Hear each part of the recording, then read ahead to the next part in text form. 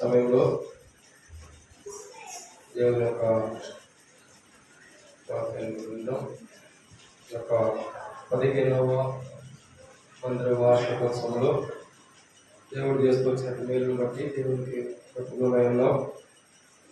గుడి మందిర విషయంలో ఎన్నో కోణాలుగా దేవుడు చేసుకొచ్చిన కార్యాలు కాబట్టి ప్రతి విషయంలో కూడా మందిరానికి దేవుడు ఎంతో కార్యాలు చేస్తూ తర్వాత ఏజీ కానీ కూడా తర్వాత ప్రజల ద్వారా దేవుడు భౌతికమైన మందిరాన్ని ఆత్మీయ మందిరాన్ని కట్టడంలో కూడా అనేక కోణాలు దేవుడు ప్రజలైన వారిని తన పాత్రగా వాడుకుంటూ వచ్చాడు. అందుని బట్టి దేవునికి ఎల్లప్పుడూ మనం రుణస్థులమైంది. కాబట్టి ఈ సమయంలో ఎక్కువసేపు మనకి మాట్లాడుకున్న సమయం లేదు కాబట్టి ఈ సమయంలో వాక్యం ఉందో నేను వాక్యం వినేటప్పుడు పిల్లలు అరవద్దు. అది చాలా జాగ్రత్తగా మనసు పెట్టి ఉదయమాన వాక్యం వినాలి. ఈ 15వ వార్షికోత్సవంలో మనం ఏం నేర్చుకోవాలి, భవిష్యత్తులో దేవుని మందిరానికి మనం ఏం చేయాలి, ఇంకా మందిరానికి చేయవలసిన ఏమైనా మనం చేయకుండా ఆగిపోయి ఉంటే చేయటం కొరకే తన దాసు ద్వారా దేవుడు బయలుపరిస్తే ఆ బయలుపాటులో భవిష్యత్ దినాలు కాబోతున్న దినాలన్నింటిలో కూడా సంవత్సరం అంతట్లో కూడా దేవుడు మహిమాత్మై మనం చేయనట్లు దేవుడు వాక్య పిల్లలు మనతో మాట్లాడినట్లు వాక్యం మనం విందాం.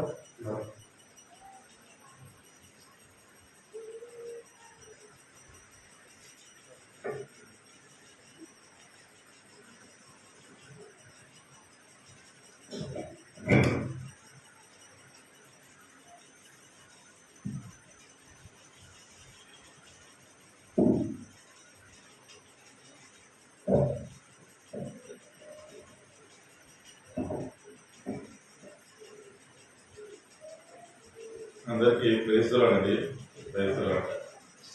15 సంవత్సరాలు ఈ మందిరం అంటున్నారు. యాక్చువల్లీ సంఘం ఏదైతే ఈ కట్టడం బిల్డింగ్ ఉందో దాన్ని మందిరము ఆలయం అంటాము. మీరు అసలు సంఘం, మీరంతా ఎవరైతే చేరి వచ్చినారో ఇక్కడ కూడుకొని ఉన్నారో మీరంతా కొరకు దేవుని కొరకు పెళ్లి కుమార్తెగా సిద్ధపడుతున్న సంఘం. సార్వత్రిక సంఘం అంటారు. అంటే భూమంతటిలో కూడా దేవుడు తన వధువును పెళ్లి కుమార్తెను సిద్ధపరుస్తూ ఉన్నాడు. ఆ సార్వత్రిక సంఘములో మనం ఒక భాగం. స్థానిక సంఘము, దీనికి హెబ్రోన్ అని పేరు. హెబ్రోన్ అంటే ఆ మాటకు అర్థమే సహవాసం అని. అది కూడా మామూలు సహవాసం కాదు, నిబంధన సహవాసం. నిబంధన అంటే ఒక ఒడంబిక. దేవునితోటి తన ప్రజలు, దేవుడు తండ్రిగా ఉంటే మనం ఆయన బిడ్డలము. అలాగా ఒక సంబంధములో, ఒక ఒడంబికలో ఉన్న ఒక నిబంధన సంఘం. అందుకనే ఈ హెబ్రోను, ఈ సంఘము 15 సంవత్సరాలు, అంటే 14 సంవత్సరాలు పూర్తి చేసుకొని 15వ సంవత్సరంలోకి మీరు ప్రవేశిస్తూ ఉన్నారు. మరి దేవుడు ఈ కాలం అంతట్లో కూడా మనకు సహాయం చేస్తున్నాడు. పరిస్థితులు ఏమేమో ఉండొచ్చు. నేను నిజంగా సాక్ష్యాలు చెప్పిన ప్రతి ఒక్కరిని బట్టి దేవుడిని స్తుతిస్తున్నాను. ఉన్నట్టు మాట్లాడేశారు అంతే. ఏం చెప్పాలనుకున్నారో చెప్పేశారు అంతే. ఏదైతే వారు అనుభవిస్తూ వచ్చినారో, ఒకవేళ మందిరంలో దేవుని ఎదుట తప్పిదాలు చేసినా సరే అది ఒప్పేసుకున్నారు. అంటే ఇదంతా కూడా ఇక్కడ దేవుని ఆత్మ చేస్తున్న కార్యం. దేవుడు ఒప్పించకపోతే ఎవరు ఒప్పుకుంటారు? దేవుడు కనుక మనల్ని ప్రేరేపించకపోతే ఎవరు ఆయన గురించి సాక్ష్యం చెప్తారు? ఎవరు కూడా వాళ్ళ గొప్పలు చెప్పుకోవడానికే ఉంటారు, వాళ్ళ సంగతులు చెప్పుకోవడానికే ఉంటారు. ఈరోజు భోజనాలు పెడతారని కూడికి ఉందంటే అందరం వచ్చినాం, కానీ లేకపోతే ఎన్ని ముచ్చట్లు చెప్పుకుంటారా ఇలాంటి ఎన్నో కూర్చొని అన్ని ఆ ముచ్చట ఈ ముచ్చట చెప్పుకుంటారు. కానీ ఈ రోజు మనము సంఘముగా కూడి వచ్చి దేవుడు ఆయన కొరకు మనల్ని సిద్ధపరుస్తున్నాడని చెప్పి స్తుతించడానికి, ఆయనకి కృతజ్ఞతాస్తుతులు చెల్లించడానికి చేరవచ్చినాం. సంతోషంగా ఉండాలా, సంతోషంగా దేవుని స్తుతించాలి. ఇందాక మంచిగా ఆరాధన కూడా చేస్తున్నారు. నేను ఇందాక మీరు అంటూ ఉన్నారు ఏజీ కాలనీ. నేను వచ్చింది ఏజీ కాలనీ నుంచి, కానీ ఇక్కడికి నేను వచ్చింది మొదటిసారి. మా మధ్యలో ఉన్న ఐజక్ గారు ఉండేవారు. ఆయన ఇప్పుడు ప్రభు మహిమలోనే పిలువబడ్డారు. దాని తర్వాత త్యాగరాజు గారు ఉన్నారు. ఆయన కూడా ఇప్పుడు 80 సంవత్సరాలు దాటినాయి, ఉండేవారు. అలాగే హెబ్రోన్ నుంచి కూడా, అంటే హైదరాబాద్ లో ఉన్న హెబ్రోన్, అక్కడ హెబ్రోన్ నుంచి కూడా సువార్త కొరకు ఒక టీం ఉండేది. వాళ్ళంతా కూడా కలిసి, అలాగే మా ఎదుకాని సహవాసంలో ఉన్న ఒక టీం ఉండేది. అప్పుడు నేనేం చేస్తున్నాను అని అడిగితే నేను చెప్పా, మీకు ఏం చెప్తున్నానో చెప్పా. వాళ్ళతో మాత్రం నేను రాలేకపోయాను, కానీ అందరి గురించి ప్రార్థన చేస్తూ ఉంటున్నాను. ఇలాంటి సంఘాలు, ఇలాంటి దేవుని కొరకు కట్టబడుతున్న సంఘాలు, వారి కోసము మందిర సమృద్ధిలో నుంచి చేయగలిగేది చేస్తున్నాం. దానికోసం మీరు ఏజీ కాలనీని మీరు థ్యాంక్స్ చెప్పాల్సిన అవసరము లేదు. మనమంతా కూడా సార్వత్రిక సంఘము. మనము దేవుడు మనకు శిరస్సు ఉంటే ఆయన శరీరంలో మనమంతా కూడా భాగమే. మనమంతా ఒక శరీరం. సో సమయం అయిపోయింది. ఒక ఆయన మంచి వాక్యం చెప్తున్నాడంట. అందరూ చాలా హ్యాపీగా అంటే ఇక్కడ ఏమైనా ఖుషీగా అంటారా, చాలా ఖుషీగా ఉన్నారంట. ఈయన ఆగలేక వెళ్ళి అడిగినాడంట, అక్క నేను చెప్పిన వాక్యం మంచిగా ఉందా అంటే, ఏం లేదన్నా నువ్వు టైంకి ముగించినావు అన్నదంట. అందుకే టైంకి ముగిస్తే అంతా మంచిగా ఉంటుంది అన్నట్టు. అందుకే నేను సమయం యొక్క గమనం కలిగి ఉంటాను. కానీ దేవుడు ఇచ్చిన తలంపులు, ఇక్కడ హెబ్రోను సంఘము, ఈ సహవాసము గత 13 సంవత్సరాలుగా స్థాపించబడింది. అంటే ఈ ప్రాంతం అంతట్లో కూడా ఇది దీపస్తంభం. ఈ దీపస్తంభంలో మీరు ఈ లోకమునకు వెలుగై ఉన్నారు. మరి ప్రకాశిస్తున్నారా లేదా అనేది ప్రశ్న. మీరు వెలుగు ఉన్నట్లయితే అది ఎంతో మందిని ఎక్కడికి మార్గం చూపిస్తుంది? దేవుని దగ్గర, ఆ దేవుని దగ్గరికి నడిపిస్తుంది. సహోదరు శామ్యూల్ గారు అలాగే సిస్టర్ పంచుకున్నారు. వాళ్ళు ఏం చేస్తున్నారు? దేవుని దగ్గరికి నడిపించినారు. ఇక్కడంతా కూడా మనమంతా కూడా దేవుని దగ్గరికి నడిపించే సూచనలుగా, సూచన తెలుగులో అంటే ఇంగ్లీష్ లో సైన్ బోర్డ్ అన్నమాట. ఇట్లా డైరెక్షన్లు పెట్టారు నేను రావడానికి, హోరేబ్ మందిరమే, హెబ్రోన్ మందిరమే. అట్లాగే మనం దేవుడి వైపు చూపించే సూచనలుగా ఉంటాం. కొన్ని విషయాలు చూసుకున్నాము. ఇక్కడ అంశం అని చెప్పి రాయబడి ఉంది. ఆ వాక్యాన్ని ఒకసారి చదువుకుందాము. పేతురు రాసిన మొదటి పత్రిక 2వ అధ్యాయం 5వ వచనం. పేతురు రాసిన మొదటి పత్రిక 2వ అధ్యాయం 5వ వచనం. అందరూ కలిసి చదువుదాం ఒకసారి. చదవగలిగే వారు స్పష్టంగా ప్రార్థనాపూర్వకంగా చదవండి. యేసుక్రీస్తు ద్వారా దేవునికి అనుకూలములకు ఆత్మ సంబంధమైన బలులను అర్పించుటకు పరిశుద్ధ యాజకులుగా ఉండునట్లు మీరును సజీవమైన రాళ్ల వలె నుండి ఆత్మ సంబంధమైన మందిరముగా కట్టబడుచున్నారు. మీరును సజీవమైన రాళ్ల వలె నుండి ఆత్మ సంబంధమైన మందిరముగా కట్టబడుచున్నారు. ప్రార్థన చేసుకుందాం. పరలోకమందున మా ప్రియ తండ్రి, సర్వాధికారి ప్రభు, సర్వశక్తిమంతుడైన దేవుడు, సర్వమును నిర్వహిస్తున్న వాడు, మార్పు చెందని దేవుడు, నిత్యుడకు దేవుడు, మీరు మాకు దేవుడుగా ఉన్నారయ్యా. యేసుక్రీస్తు ప్రభు మా రక్షకుని నామములో హెబ్రోను సంఘముగా మీ పాద సన్నిధిలో సాగిలపడుతున్నా, మిమ్మల్ని స్తుతిస్తూ ఉన్నా, మిమ్మల్ని ఘనపరుస్తూ ఉన్నా, మిమ్మల్ని హెచ్చిస్తూ ఉన్నా, మిమ్మల్ని పూజిస్తూ ఉన్నా, మిమ్మల్ని ఆరాధిస్తూ ఉన్నా. 14 సంవత్సరాలుగా మీరే ఈ హెబ్రోన్ సంఘమునకు శిరస్సుగా ఉండి, నాయకుడిగా ఉండి, కాపరిగా ఉండి, ఆలోచన కర్తగా ఉండి మీరు నడిపిస్తూ ఉన్న విధానాన్ని బట్టి మీకు కృతజ్ఞతాస్తుతులు చెల్లిస్తూ ఉన్నా. మీ సేవకులను ఇక్కడికి తీసుకొని వచ్చి ప్రభా మీరు వారిని నడిపించి మీ సువార్తను, దివ్యమైన సువార్తను వారు ప్రకటించి ఈ ప్రాంతంలో ఉన్న ప్రజలను మీ యొక్క మార్గంలోనికి నడిపించినందుకు మీకు వందనాలు. మీరు చెప్పినారు, నేనే మార్గము, సత్యము, జీవము అని చెప్పినారు. మీ మార్గంలో వచ్చిన ప్రజలందరూ సత్యమును బట్టి వారు రక్షణలోనికి నడిపించబడ్డారు. వారి జీవితాలు, చచ్చుబడిపోయిన జీవితాలు మార్చబడి వారికి జీవము పోసినందుకు మీకు కృతజ్ఞతాస్తుతులు చెల్లిస్తూ ఉన్నారు. ఈ సమయంలో కూడా మీరు మాతో ఏమి మాట్లాడనై ఉన్నారో మీరే మీ సింహాసనం నుంచి విడుదల చేసి మా మధ్య మహిమ పొందండి. నన్ను సిలువ చాటును మరుగుపరచండి. పరిశుద్ధాత్మ దేవుడే నేనేమి బోధించాలో అది నాకు నేర్పించును గాక.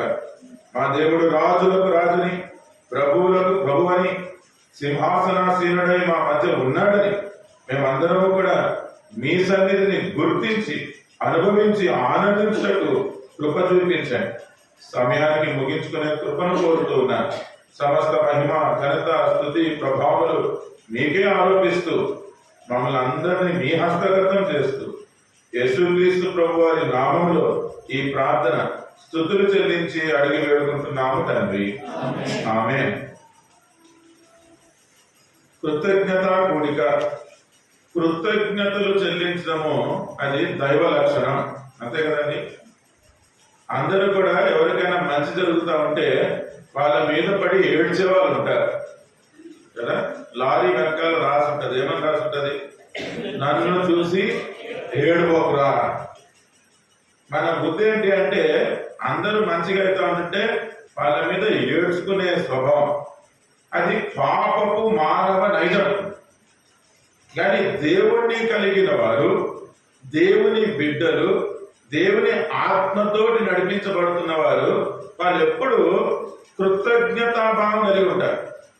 వాళ్ళు ఎప్పుడు దేవుని బట్టి అన్ని పరిస్థితుల్లో కృతజ్ఞతలు చెల్లించేవారుగా ఉంటారు.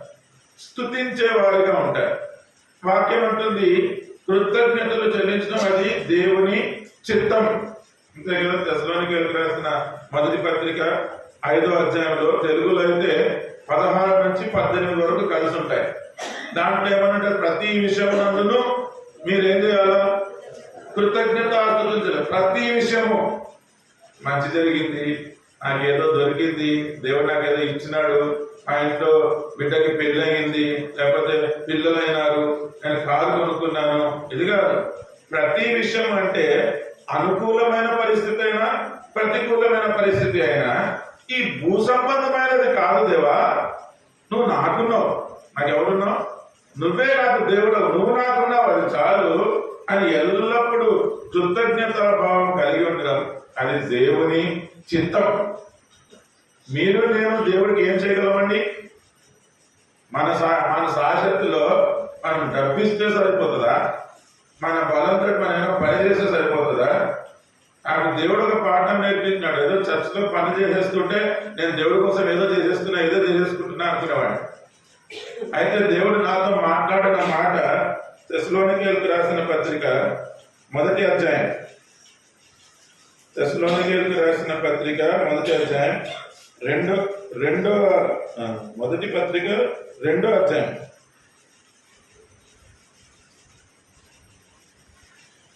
4వ వచనం.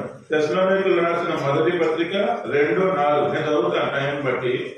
సువార్తను మాకు అప్పగించుటకు యోగ్యులమని దేవుని వలన ఎంచబడిన వారమై, ఇప్పుడు వినండి, మనుషులను సంతోషపెట్టేవారము కాక మన హృదయములను పరీక్షించు దేవునినే సంతోషపెట్టువారమై బోధించుచున్నాము. మనుషులను సంతోషపెట్టువారము కాక, అది హెచ్చరిక. అర్థం చేస్తుంటాం మనం చాలాసార్లు మనుషులను సంతోషపెట్టేవారుగా. కానీ కొన్నిసార్లు మందిరంలోకి వచ్చి ఆ పని చేసి ఈ పని చేసి, కొంచెం సువార్తలు అన్నప్పుడు సువార్తలోకి వెళ్ళి మంచిగా గట్టిగా పాటలు పాడి వాయిద్యాలు వాయించి ఇదంతా నేను దేవునికి చేసేసినాను అనుకుంటాం. దేవునికి మెహర్బానీ చేస్తే సరిపోదు కదా. ఇక్కడ ఏమనుంది? దేవునిని సంతోషపెట్టువారమై అంటే అది బాగానే ఉండే. మనం చేసే ప్రతి పనితోటి మనం దేవుని సంతోషపెడుతున్నాం అని అనుకుంటే, ఇక్కడ ఏమనుంది?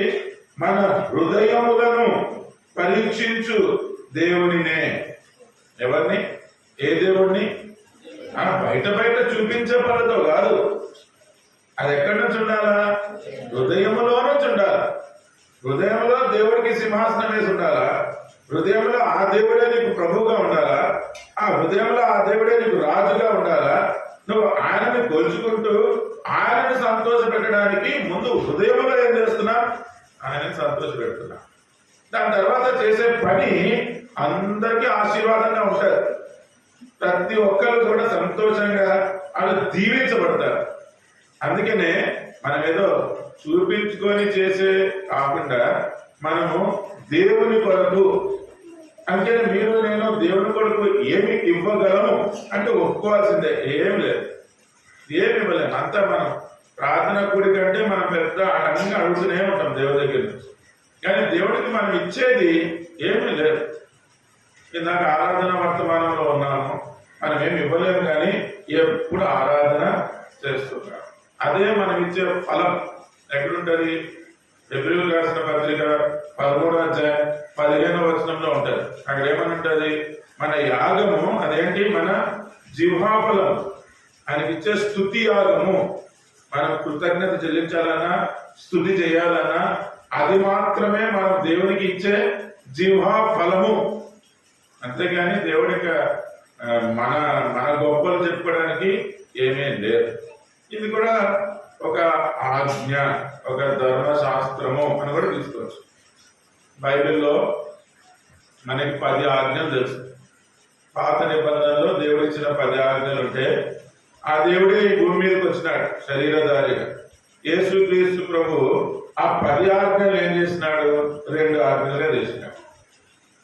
ఆ 2 ఆజ్ఞలుగా చేసినందుకు ఈ 10 ఆ 2 అనుకుంటే, బైబిల్లో మీరు వెతికితే ధర్మశాస్త్రము బోధించే నియమాలు అంటే మనకి చెప్తున్న ఆజ్ఞలు, మనం చెయ్యాల్సిన సంగతులు మీరు లెక్కేస్తే సుమారు 650 వరకు ఉంటాయి.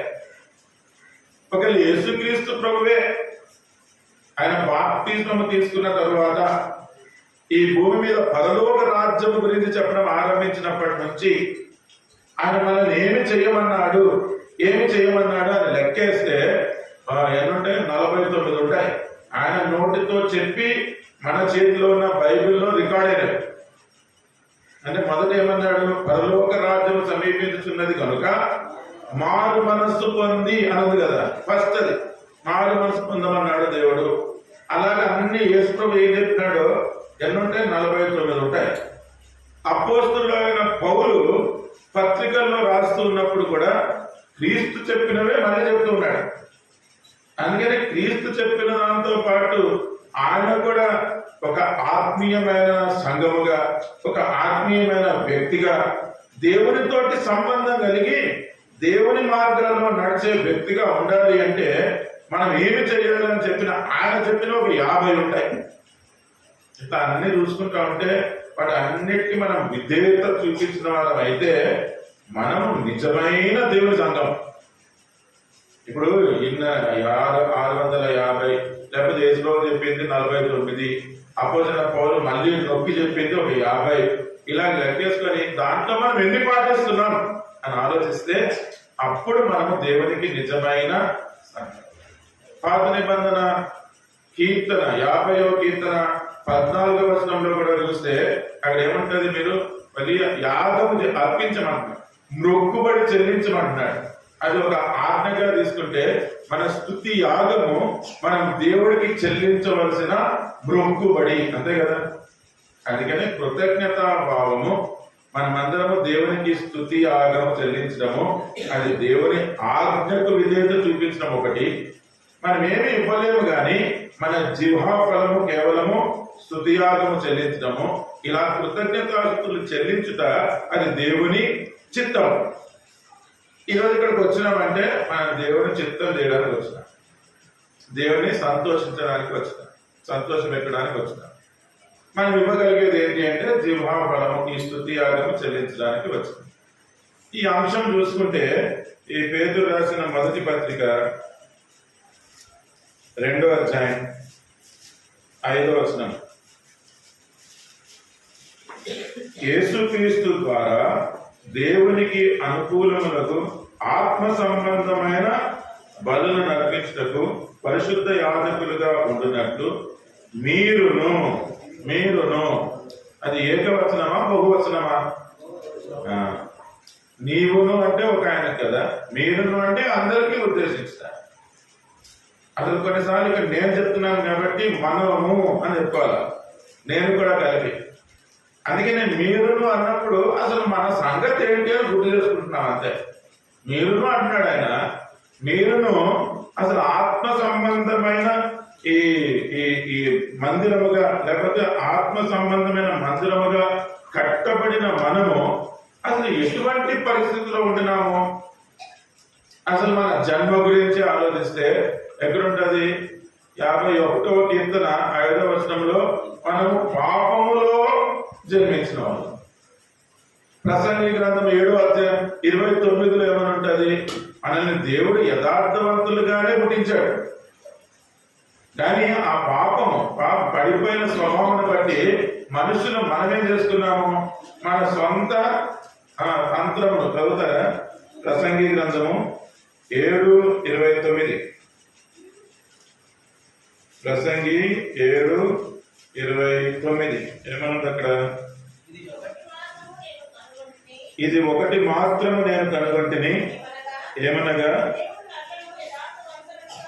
దేవుడు నరులను యథార్థవంతులనుగా పుట్టించెను, గాని వారు వివిధమైన తంత్రములు కల్పించుకొని ఉన్నారు.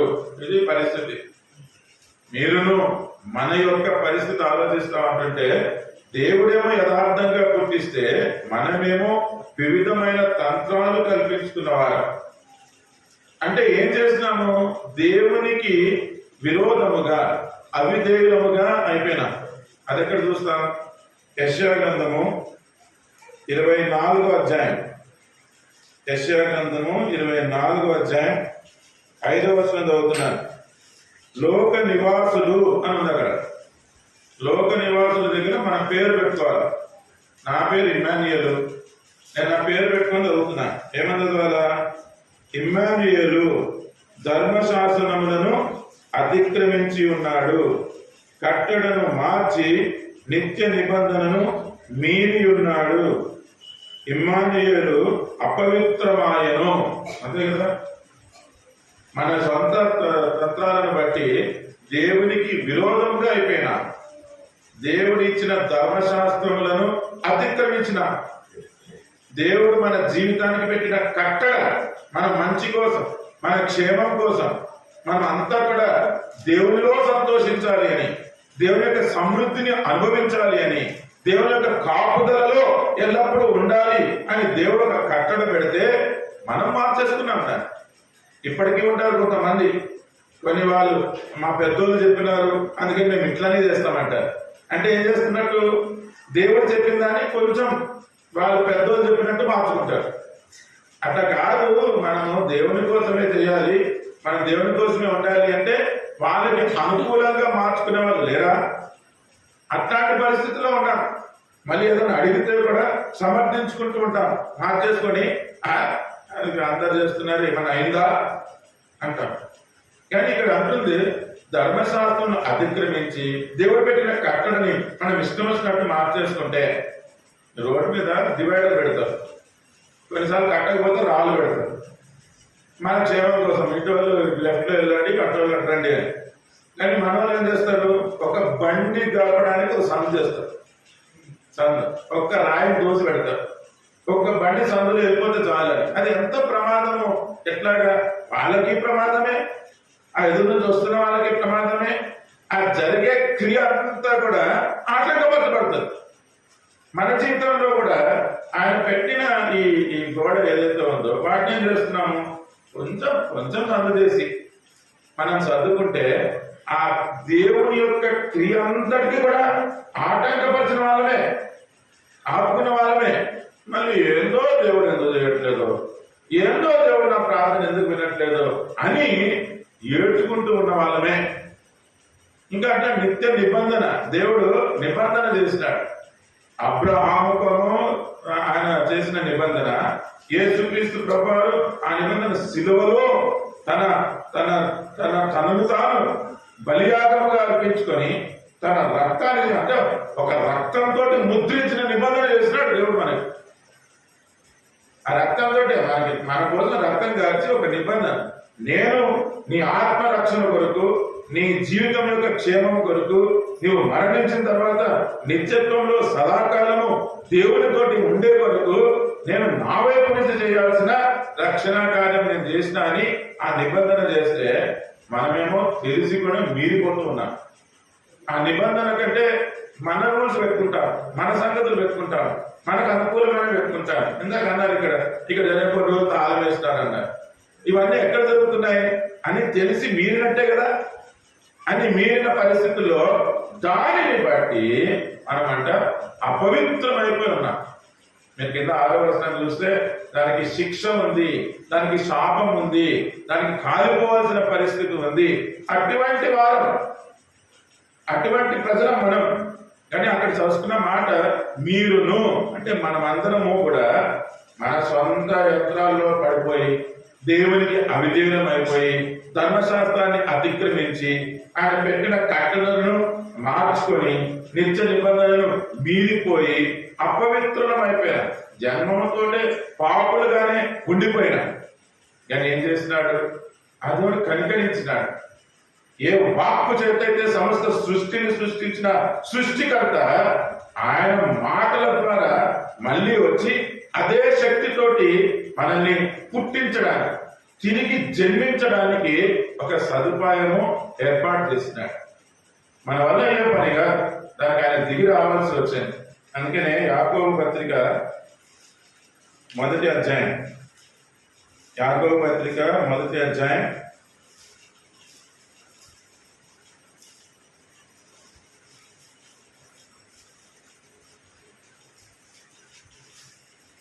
18వ వచనం, ఆయన తాను సృష్టించిన వాటిలో మనము ప్రథమ ఫలముగా ఉండినట్లు సత్యవాక్యము వలన మనలను తన సంకల్ప ప్రకారము కనెను. పాపములో పుట్టిన మనలను ఆయన సత్యవాక్యము వలన, ఇందాక సాక్ష్యంలో చెప్పినారు, ఎవరెవరో వచ్చినారు. ఈ ప్రాంతం అంతా కూడా ఈ సత్యవాక్యమును ఏం చేస్తున్నారు? ప్రకటించినారు. ఒక ఆయన స్కూల్లో పనిచేస్తున్న ఆయన ఈ వాక్యము విని, ఈ వాక్యమును బట్టి తెలుసుకుని ఈ సత్యవాక్యాన్ని పట్టుకున్నాడు. ఈ సత్యవాక్యం ద్వారా దేవుడు మనల్ని మళ్ళీ కన్నాడు. మనల్ని ఆత్మీయమైన బిడ్డలుగా కన్నాడు, దేవుని యొక్క పిల్లలుగా కన్నాడు. మనం అప్పటి నుంచి దేవుని యొక్క బిడ్డలమైనా. అంటే అటువంటి పిలుపులో వచ్చిన మనము సత్యాన్ని నమ్ముట వలన రక్షణలోనికి వచ్చినాం. అది ఎక్కడ ఉంటుంది? తెస్సలోనికైలకు రాసిన పత్రిక, తెస్సలోనికైలకు రాసిన 2వ పత్రిక 2వ అధ్యాయం, తెస్సలోనికైలకు రాసిన 2వ పత్రిక 2వ అధ్యాయం 13వ వచనం. ప్రభువు వలన ప్రేమింపబడిన సహోదరులారా, ఆత్మ మిమ్మును పరిశుద్ధపరచుట వలనను మీరు సత్యమును నమ్ముట వలనను రక్షణ పొందుటకు దేవుడు ఆది నుండి మిమ్మును ఏర్పరచుకొనెను. ఏమన్నది ఇక్కడ? ఆత్మ మిమ్మల్ని పరిశుద్ధపరచుట వలనను. అపవిత్రులమైపోయిన మనము, లేకపోతే అపవిత్రుడిగా ఉండిన నన్ను దేవుడు తన సత్యవాక్యము చేత మళ్ళీ కన్నాడు. ఏం చేయడానికి? ఆత్మ మిమ్మను పరిశుద్ధపరచడానికి, అపవిత్రులైన మనల్ని పరిశుద్ధపరచడానికి దేవుడు ఆది నుండి మిమ్మల్ని ఏర్పరచుకునేది కనుక ఏం చేస్తున్నారు? మీరు సత్యమును నమ్ముట వలన రక్షణ పొందుటకు దేవుడు ఆది. అబద్ధములో ఉన్న జీవితము ఈ సత్య మార్గంలోకి వచ్చి ఎవరైతే సత్యాన్ని పట్టుకున్నారో, అందుకనే ఈ జీవం కలిగిన దేవుడిని కలిగిన వారు, సత్యవంతుడైన దేవుడిని కలిగిన వారు, ఈ సృష్టికర్త అయిన దేవుడిని కలిగిన వారు, ఆయన ఉన్నవాడు అనువాడు అని పలికిన యెహోవా దేవుడిని కలిగిన వాళ్ళు ఈ లోకంలో ధైర్యంగా ఉంటారు. సత్యమును పట్టుకున్న వాళ్ళు ధైర్యంగా ఉంటారు. వాళ్ళు ఆ దేవుడి చేత నీతిమంతులుగా తీర్చబడ్డారు. అందుకని నీతిమంతుడు సింహము వలె ధైర్యముగా ఉండును. అందుకని మన పరిస్థితులు అన్నింటిలో కూడా పొద్దున్న లెగిస్తే ఈ లోకం మనల్ని భయపెడుతూనే ఉంటది. ఒక ఫోన్ కాల్ వస్తుంది, అప్పటి వరకు పెద్ద పెద్ద మాటలు మాట్లాడినైనా ఏమైపోతుంది? ముఖమంతా మారిపోతుంది. ఏంటో ఏదో వార్తలు వింటాము, ఏదో అన్నం పెట్టుకొని ఈ మధ్య అందరూ కూర్చొని తినట్లే. ఎట్లా తింటున్నారు? ఒకళ్ళేమో సీరియల్ పెట్టుకొని తింటున్నారు, ఒకళ్ళేమో యూట్యూబ్ లో వార్తలు పెట్టుకొని తింటున్నారు, పిల్లలేమో కార్టూన్లు పెట్టుకొని తింటున్నారు. ఏది తింటున్నా కానీ తినేది మంచిగా ఎక్కుతుందా అనుకుంటే ముద్ద పెట్టుకోగానే ఆ వార్తలు ఏదో వచ్చి అయ్యో అని అరుస్తాం. ఏమైతుంది? తిన్నది కూడా మొండికి ఎక్కట్లేదు. అందుకనే మందుల దుకాణాలు ఎక్కువైపోయినాయి. మందులు అంటే తాగే మందు కాదు, గోళీలు వేసుకునే వాళ్ళు. ఏంటి? తిన్నది పడట్లే, అరగట్లే, ఒంటికి ఎక్కట్లే. మళ్ళీ దానికోసం మళ్ళీ ఇంకొక మందు వేసుకోవాలి. లేకపోతే నాకు పొట్ట ఉబ్బిపోయింది, నాకు గట్టిగా అయిపోయింది, నాకు అటు తిరిగి వస్తలే, ఇటు తిరిగి వస్తలే, నిద్ర రావట్లే. ఈ పరిస్థితులన్నిటికీ కారణం ఏంటి అంటే సత్యమును పట్టుకోకుండా ఈ వార్తలు ఆ వార్తలు, దాన్ని పట్టుకొని దీన్ని పట్టుకొని భయం భయం భయం. ఎందుకు? అబద్ధం మనల్ని భయంలోనే ఉంచుతుంది. అబద్ధం పలికినవాడు భయంలోనే ఉంటాడు, అబద్ధాన్ని వింటున్నవాడు కూడా భయంలోనే ఉంటాడు. అవన్నీ ఎందుకు? ఈ సత్యవాక్యాన్ని పట్టుకో. ఈ సత్యవాక్యాన్ని బట్టి మనం ధైర్యంగా ముందుకెళ్లే వాళ్ళగా ఉంటాం. ఈ సత్యాన్ని నమ్మిన వాళ్ళు ధైర్యంగా పరిశుద్ధపరచబడ్డాం. ఎలా పరిశుద్ధపరచబడ్డాం? అదే హెబ్రీయులకు రాసిన పత్రిక 13వ అధ్యాయం 12వ వచనంలో మనం ఏం చూస్తాం? దేవుడు తన స్వరక్తము చేత గవిని వెలుపట మన కొరకు మనల్ని చేంజ్ చేసినాడు, మనల్ని పరిశుద్ధులుగా చేసినాడు. హెబ్రీ 13:12. కావున యేసు కూడా తన స్వరక్తము చేత మనల్ని పరిశుద్ధపరచుటకై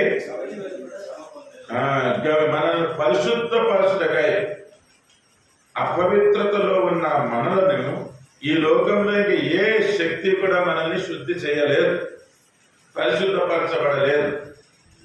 నాకు వచ్చిన తర్వాత నాకు నీళ్లు బాటిల్లోనే కావాలని అడుగుతున్నా. ఎందుకు? ఇదేంటి ప్యూర్ గా ఉంటది అని వాళ్ళు ఏదో ట్రీట్ చేస్తారు, నీట్ గా ఉంటది. ఇదేంటి పవిత్రంగా ఉంటది కాబట్టి నేను తాగినా కానీ ఎటువంటి రోగము రాదు అని, అంతే కదా. ఇది పవిత్రమైన నీళ్ళు కాబట్టి నాకేం రోగము రాదు. అందుకనే పరిశుద్ధుడైన దేవుడు కలిగి ఉండటం వలన మనం ఆత్మీయంగా కూడా ఎట్లుంటాము, ఏమి రోగం లేకుండా ఉంటాం. ఈ దేవుడు లేనప్పుడే, ఈ పరిశుద్ధత లేనందుకే హృదయము అన్నిటికంటే మోసకరము, అది ఘోరమైన రోగం కలిగినది. దానికి యేసుక్రీస్తు ప్రభువే ఔషధం, మనల్ని పరిశుద్ధపరచడం.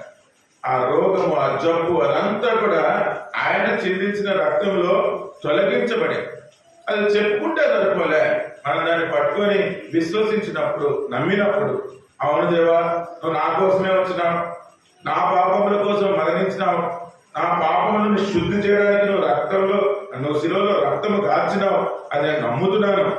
నువ్వు నా కోసమే వచ్చినావు నమ్ముతున్నాను, నా కోసమే మరణించినావు నమ్ముతున్నాను, నా కోసమే రక్తం చిందించినావు నమ్ముతున్నాను, నా కోసమే పాతి పెట్టి 3వ దినాన తిరిగి లేచిన. ఆ విశ్వాసంతో నేను ఈ దేవుడిని కలిగి ఉన్నప్పుడు పరిశుద్ధమైన దేవుడిని బట్టి నేను కూడా ఆరోగ్యంగా ఉంటాను. అపవిత్రంతో ఉంటే మనకి ఏదైనా కంటామినేషన్ వచ్చిందా, ఇప్పుడు వర్షాకాలం రాగానే అందరికి ఏదో ఒకటి వస్తాయి. దేనిని బట్టి? ఆ నీళ్ళలో ఏదో కంటామినేషన్, అపవిత్రతను బట్టి. అందుకనే దేవుడు మనల్ని ఎలాగ స్వస్థపరిచినాడు అంటే, జబ్బు బుద్ధి కలిగిన మనకు ఆయన స్వస్థ బుద్ధిని కలిగజేస్తున్నాడు, స్వస్థ బుద్ధిని అనుగ్రహించినాడు. ఇదే పేతురు రాసిన మొదటి పత్రిక 2వ అధ్యాయం 5వ వచనంలో మీరును అన్న మాట చూసామంటే, మనం ఏంటో చూసుకున్నాం, మనల్ని దేవుడు ఏమి చేసినాడో చూసినాం. తర్వాత ఏమనుంది? మీరును సజీవమైన రాళ్ళ వలె.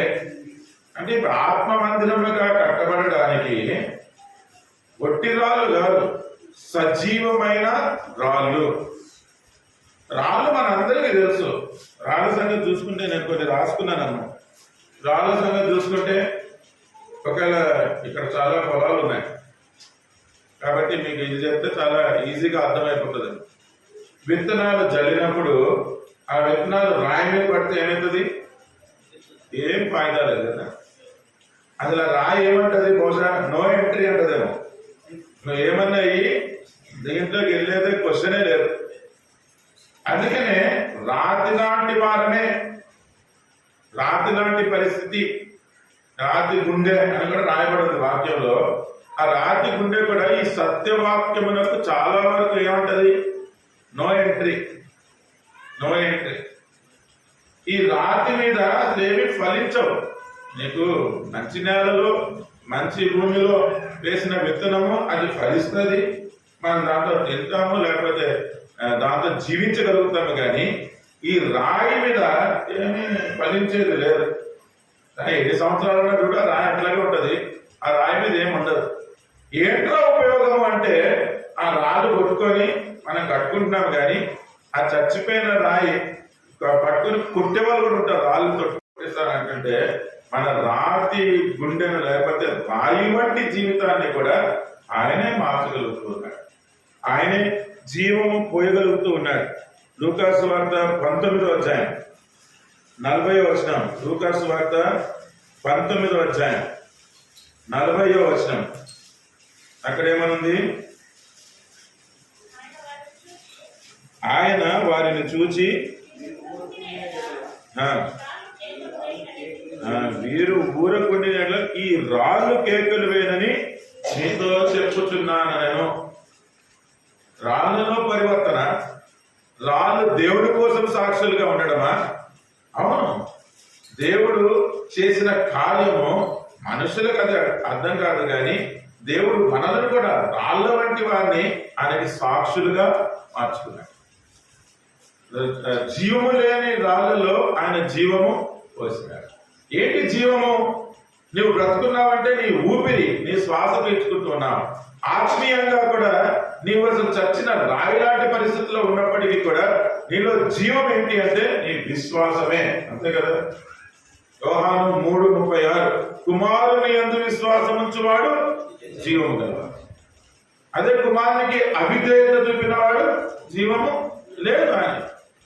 అందుకే నేను నాలో జీవం పోయడానికి నా నా నా నా ఊపిరి ఏంటి అంటే నా విశ్వాసమే. ఈ విశ్వాసమే లోకాన్ని జయింపజేస్తుంది.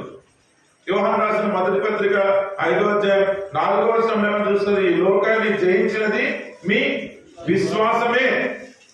అదే మన ఊపిరి, ఈ దేవుళ్ళ విశ్వాసం. అందుకని 14 సంవత్సరాలు అయినాయంటే మీరు అసలు ఈ విశ్వాసంలో ఎంత ఎదుగుండాలా, ఈ విశ్వాసంలో మీరు ఎంత స్థిరపడి ఉండాలా, ఈ విశ్వాసాన్ని బట్టి ఈ లోకాన్ని ఎంత జయించి ఉండాలా, ఈ కుమారుని విశ్వాసం ద్వారా మన జీవంలో ఎంత అనుభవిస్తూ ఆనందిస్తూ ఉండాలా, ఆ విశ్వాసం ఎలా ఉండాలి ఒక్కసారి మనం పరీక్షించుకోవాలి.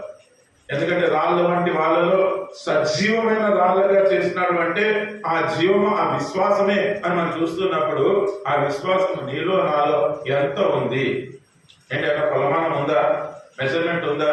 పేతురు రాసిన 2వ పత్రిక ఈయన చెప్పుకుంటూ వచ్చు, మొదటి అధ్యాయం 5వ వచనం. పేతురు రాసిన 2వ పత్రిక 1:5. ఆ హేతువు చేతనే మీ మట్టుకు మీరు జాగ్రత్త, పూర్ణ జాగ్రత్త గలవారై మీ విశ్వాసమునందు ఏమన్నారంట? మనమే పరీక్షించుకోవాలి, మరి వాటి గురించి వివరించేది లేదు. మీ విశ్వాసమునందు సద్గుణము. గుణం ఎలా ఉంది? చాలా మందికి మొండి గుణం ఉంటారు. మొదటి సమయంలో 25లో ఉంటాడు ఒక నావాలని, ఆయన మోటు గుణము అని రాయబడదు. మోటు గుణము ఇవన్నీ కూడా దేవునిలో జీవింపజేసినప్పుడు అది సద్గుణమునందు జ్ఞానము. యేసుక్రీస్తు నామములో నువ్వు జీవిస్తున్నావు అంటే యేసుక్రీస్తులో ఎందుకు వచ్చాడయ్యా అని ఎవరైనా అడిగితే ఆయన మనమేమంటాము? నశించిన దానిని వెతికి రక్షించడానికి దేవుడు వచ్చాడు. కరెక్టే. యోహాను సువార్త 1:18లో ఆయన అద్వితీయ దేవుణ్ణి మనకు బయలుపరచడానికి వచ్చాడు. దేవుడిని ఎవరు చూడలేదు, ఇప్పుడు ఎవరు చూడలేదు కాబట్టి ఆ దేవుడిని బయలుపరచడానికి ఆయన వచ్చాడు. అదే యోహాను సువార్త 18వ అధ్యాయం 37వ వచనం 38వ వచనంలో ఏం చూస్తాం? పిలాతు అడుగుతున్నాడు, నువ్వు రాజు అంటే అవును నేను రాజునే, సత్యమును గూర్చి సాక్ష్యం ఇవ్వడానికి నేను వచ్చినాను అంటున్నాడు. సరే, ఇవన్నీ బాగానే ఉన్నాయి. యోహాను ఏమంటున్నాడు?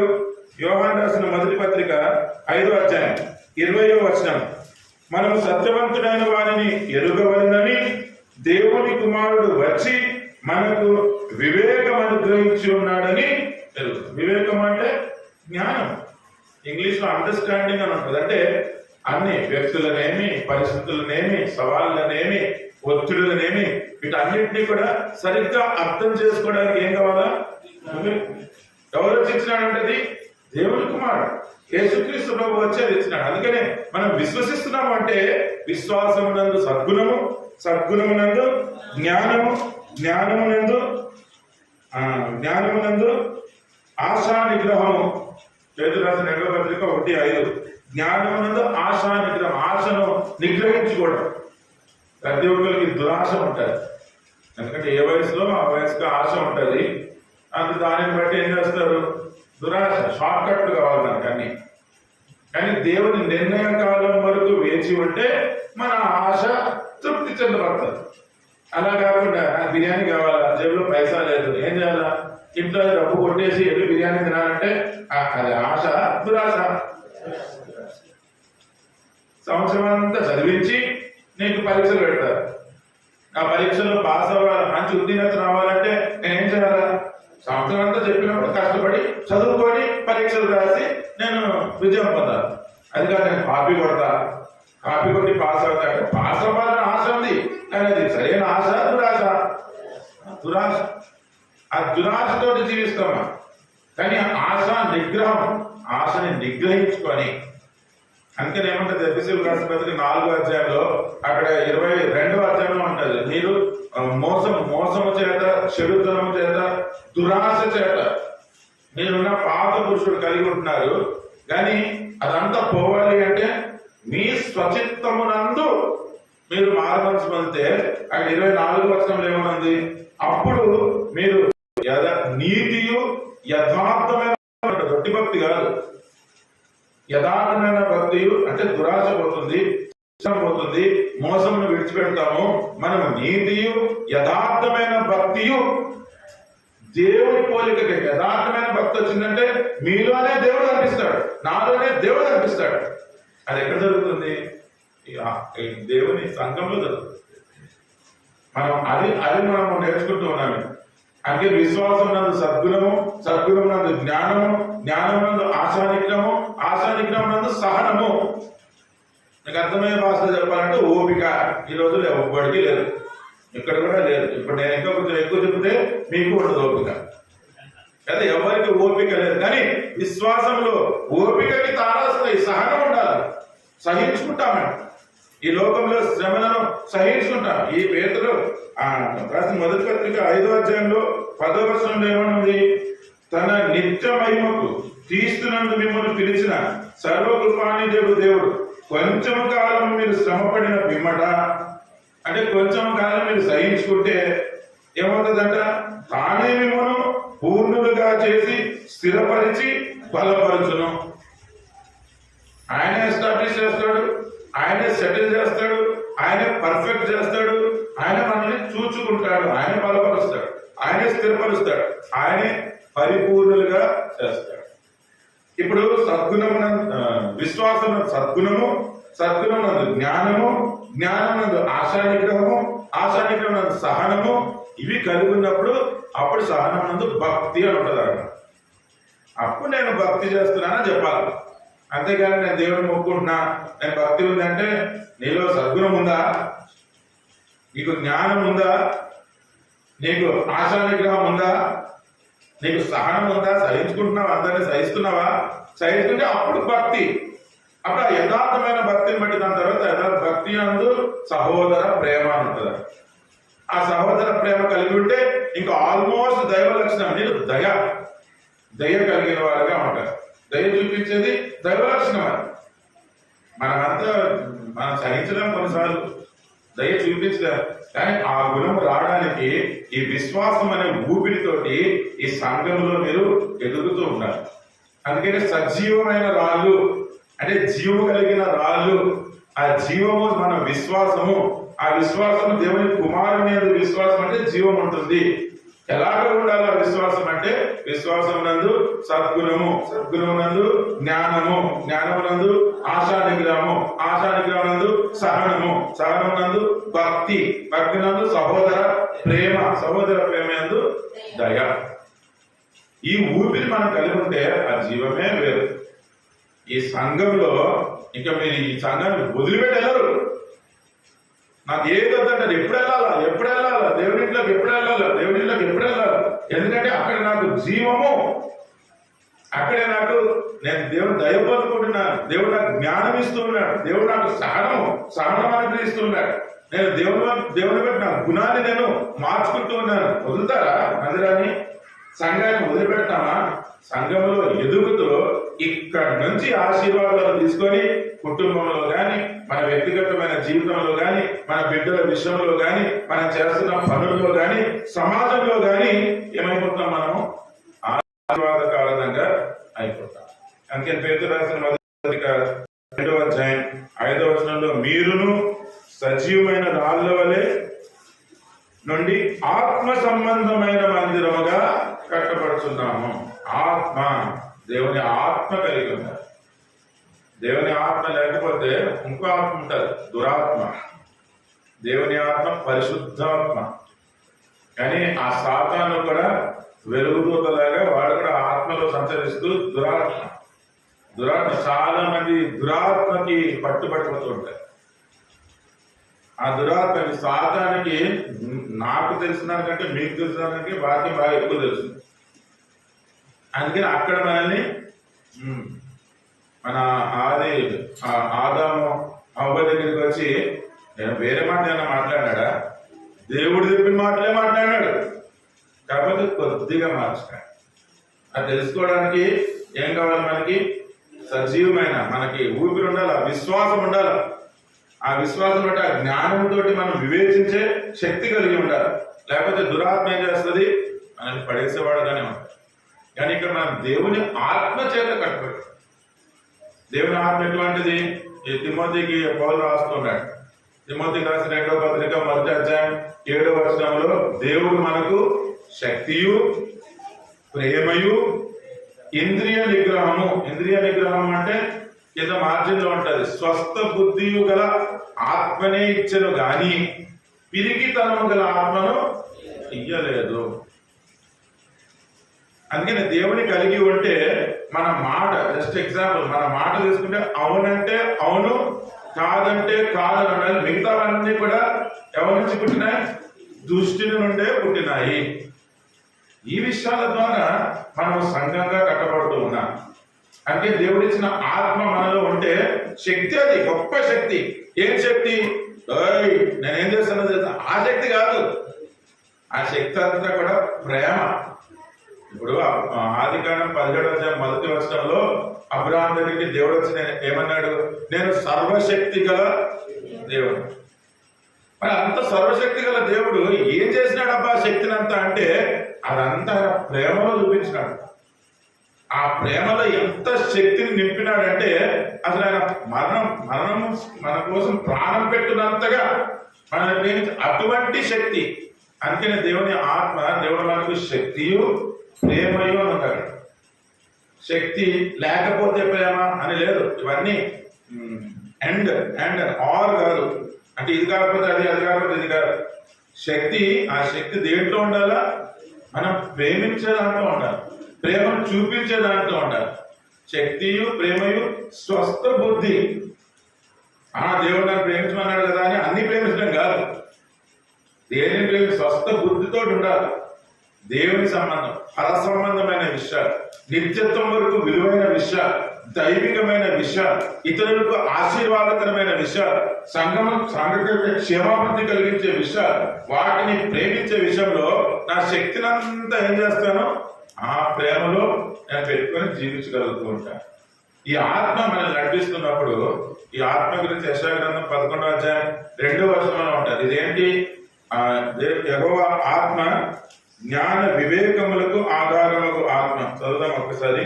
యెషయా గ్రంథము 11వ అధ్యాయం 2వ వచనం. యెహోవా ఆత్మ జ్ఞాన వివేకములకు ఆధారముకు ఆత్మ, ఆలోచన బలములకు ఆధారముకు ఆత్మ, తెలివిని, యెహోవా యందు భయభక్తులను పుట్టించు ఆత్మ అతని మీద నిలుచును. అంటే ఆలోచనలు కూడా బలమైన ఆలోచనలు, లేకపోతే ఉద్యుక్త ఆలోచన. ఇప్పుడు అంటాం మొదలు, మళ్ళీ కొంచెం మళ్ళీ ఆలోచన మారిపోతుంది. నిలకడగా ఉండే. అందుకే సామెతలు 13:10లో కూడా ఆలోచన వినువానికి జ్ఞానం కలుగును అని ఉంటారు. ఎందుకు? ఈయన ఆలోచన కర్త. ఉదయాన్నే లేచి మోకాళ్ళ మీద మనము ఆ ఆలోచన కర్త చెప్పే ఆలోచన వినాలని ఎక్కడ నేర్పిస్తుంది? సంఘంలోనే, మందిరంలోనే. ఈ సత్యవాక్యము ద్వారా మనం నేర్పించబడుతున్నాం. అందుకని ఆలోచన బలములకు ఆధారముకు ఆత్మ, తెలివిని, యెహోవా యందు భయభక్తులను పుట్టించు ఆత్మ. సంఘంగా కట్టబడుతున్నాము అంటే దేవుని కొరకు, యెహోవా దేవుని కొరకు భయభక్తులు కలిగి జీవించేటట్లుగా మనం కట్టబడుతూ ఉన్నాము. ముగించుకుందామా? పేతురు రాసిన మొదటి పత్రిక 2:5. మీరును సజీవమైన రాళ్ళ వలె నుండి ఆత్మ సంబంధమైన మందిరముగా. ఏంటా మందిరము? ఏప్రిల్ రాసిన పత్రిక 3వ అధ్యాయం 6వ వచనంలో ఏమనుంది మాట? ఏప్రిల్ రాసిన పత్రిక 3:6. అయితే క్రీస్తు కుమారుడై ఉండి ఆయన ఇంటి మీద నమ్మకముగా ఉన్నాడు. ధైర్యమును, నిరీక్షణ వలన ఉత్సాహమును తుదమట్టుకు స్థిరముగా చేపట్టిన ఎడల మనమే ఆయన ఇల్లు. మందిరము. ఏంటి మందిరం అంటే? అది దేవుని ఇల్లు. అక్కడ దేవుని సన్నిధి. పాత నిబంధనలో ప్రత్యక్ష గుడారము అని అంటారు. సొలొమోను తోటి ఆయన కట్టించింది, సొలొమోను ఆలయము కట్టించిన. ఇప్పుడు మోషే అంత నాయకుడు ఇప్పటివరకు ఎవరు లేడు. అంతమంది లక్షల మందిని నడిపించి 40 సంవత్సరాలు నడిపించిన నాయకుడు అసలు లేడు. ఎంత గొప్ప నాయకుడు అంటే అథారిటీలో ఉండి కూడా భూమి మీద ఆయన సాత్వికుడు అని సర్టిఫికేట్ ఇచ్చారు. అంటే వెరీ యునీక్ లీడర్. అంత గొప్ప నాయకుడు. చెప్పాలంటే మనం చూసినప్పుడు వెరీ గ్రేట్ మ్యాన్. అంటే మనం చెప్తే ఒక పెద్ద మనిషి దేనికైనా కానీ మనం వెళ్ళి సలహా అడగాల్సి అన్నమాట. అంత పెద్ద మనిషి, ఎందుకంటే అంత నడిపించినాడు, అంత చేసినాడు. కానీ చాలా సాత్వికుడు కనుక మనం అటువంటి ఆయన దగ్గరికి వెళ్ళి తీసుకోవాలంటే అంత గొప్ప మనిషికి కూడా తన ప్రత్యక్ష గుడారాన్ని కట్టడానికి ఆయనకి పర్మిషన్ ఇవ్వాలి దేవుడు. ప్రతి విషయము కూడా దేవుడే చెప్పినాడు. ఆ ప్రత్యక్ష గుడారం ఎంత పొడుగు ఉండాలా, ఎంత వెడల్పు ఉండాలా, దాంట్లో ఏమి ఎక్కడ ఉండాలా, ఎలాంటి బట్టలు పెట్టాలా, ఎలాంటి వస్త్రాలు పెట్టాలా, అలంకరించబడాలా, ఇవన్నీ ప్రతి డీటెయిల్ కూడా ఏం చేస్తున్నాడు దేవుడు మోషేకి చెప్పినాడు. సరే పోనీ మోషే ఏమో ప్రత్యక్ష గుడారం. ఇప్పుడు ఆలయం అసలు మొత్తం ప్రపంచం అంతట్లో కూడా చాలా చాలా గొప్ప ఆలయం సొలొమోను గురించి ఏమంటారు? జ్ఞాని అయిన సొలొమోను అంటారు. అంటే అట్లా అంత జ్ఞానం ఉన్నవాడు పుట్టలేదు, పుట్టబోడు అని చెప్పబడిన అంత జ్ఞానవంతుడు. మరి అంత జ్ఞానమున్నానికి మరి చెప్పచ్చు కదా, నువ్వు ఆలయం కట్టేసే నా బాబు. కానీ ఆయనకు కూడా లేదు పర్మిషన్. ఏం చేసినాడు?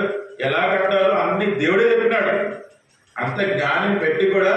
అందుకని మనము ఈ సంఘాన్ని మనం కట్టుకుంటున్నాం, మన మీద చేస్తున్నామంటే అది పెద్ద పొరపాటు. ఎవరు కట్టాలి? దేవుడే కట్టాలి. మనము ఆయన ఇల్లు, మనతో ఆయన కడతాం. మనము సజీవమైన రాళ్ళుగా ఆయనకు ఒక మందిరముగా, సంఘముగా కట్టబడుతున్నాం. ఏంటి ఈ సంఘము? ప్రకటన గ్రంథము 19వ అధ్యాయం. ప్రకటన గ్రంథము 19వ అధ్యాయం.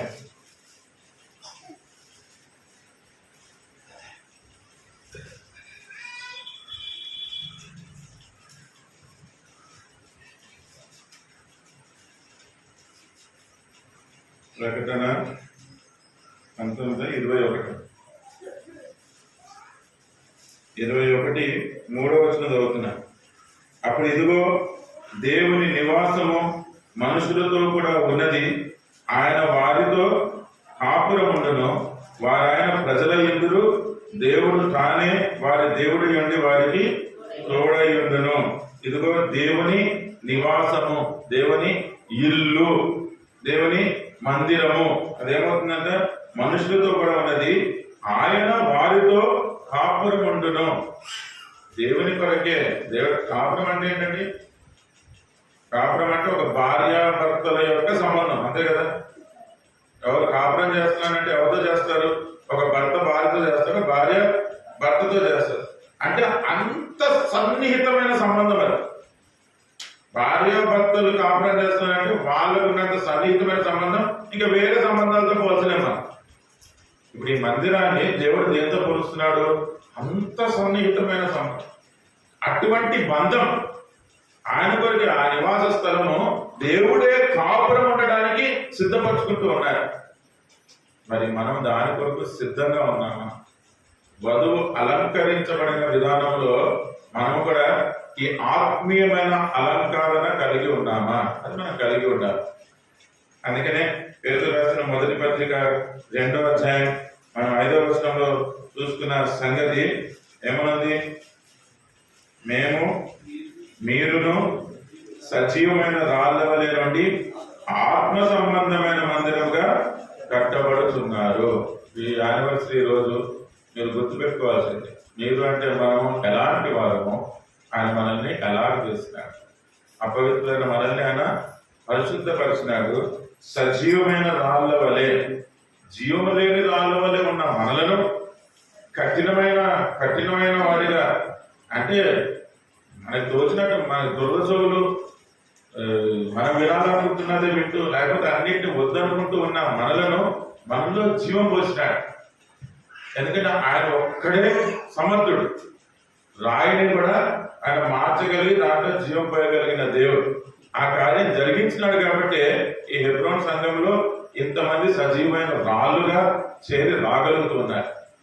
ఆ సజీవమైన రాళ్ళు, ఆ జీవము ఉంది అనడానికి దానికి రుజువేంటి? మన విశ్వాసము. ఎవరి యందు విశ్వాసము? కుమారుని యందు విశ్వాసం ఉంచువాడే నిత్య జీవము గలవాడు. ఆ విశ్వాసం ఉందో లేదో చూసుకునే కొలమానం ఏంటి? విశ్వాసమునందు సద్గుణము, సద్గుణమునందు జ్ఞానము, జ్ఞానమునందు ఆశానిగ్రహము, ఆశానిగ్రహమునందు సహనము, సహనమునందు భక్తి, భక్తి నందు సహోదర ప్రేమ, సహోదర ప్రేమ యందు దయ. ఇలాగ సజీవమైన రాళ్ళుగా చేయబడి మనం ఏం చేస్తున్నాము?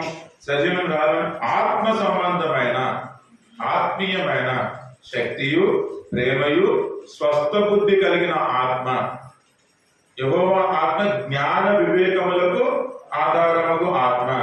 మనకి మంచి ఆలోచన, బలమైన ఆలోచనలకు ఆధారముగు ఆత్మ, యెహోవా యందు భయభక్తులు కలిగించే ఆత్మ.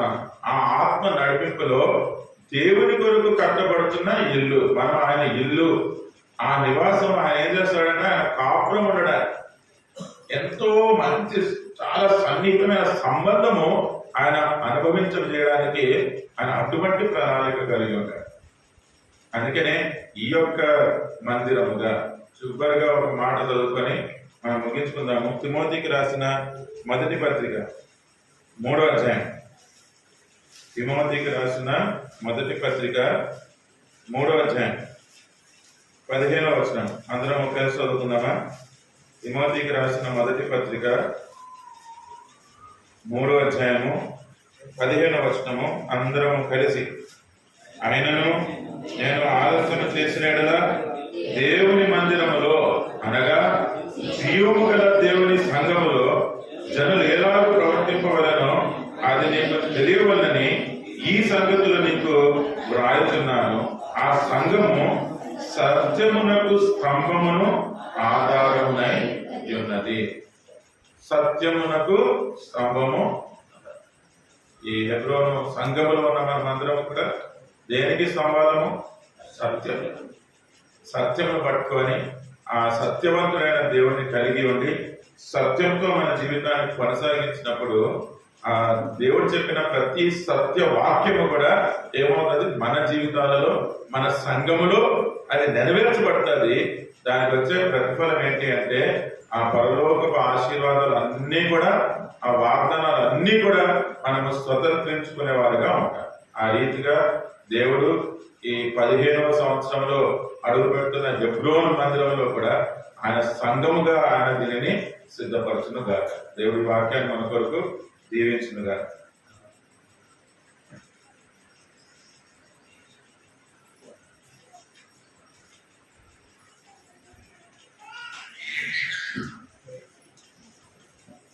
సమయంలో చిన్న ప్రార్థన చేసుకుందాం. ప్రార్థన.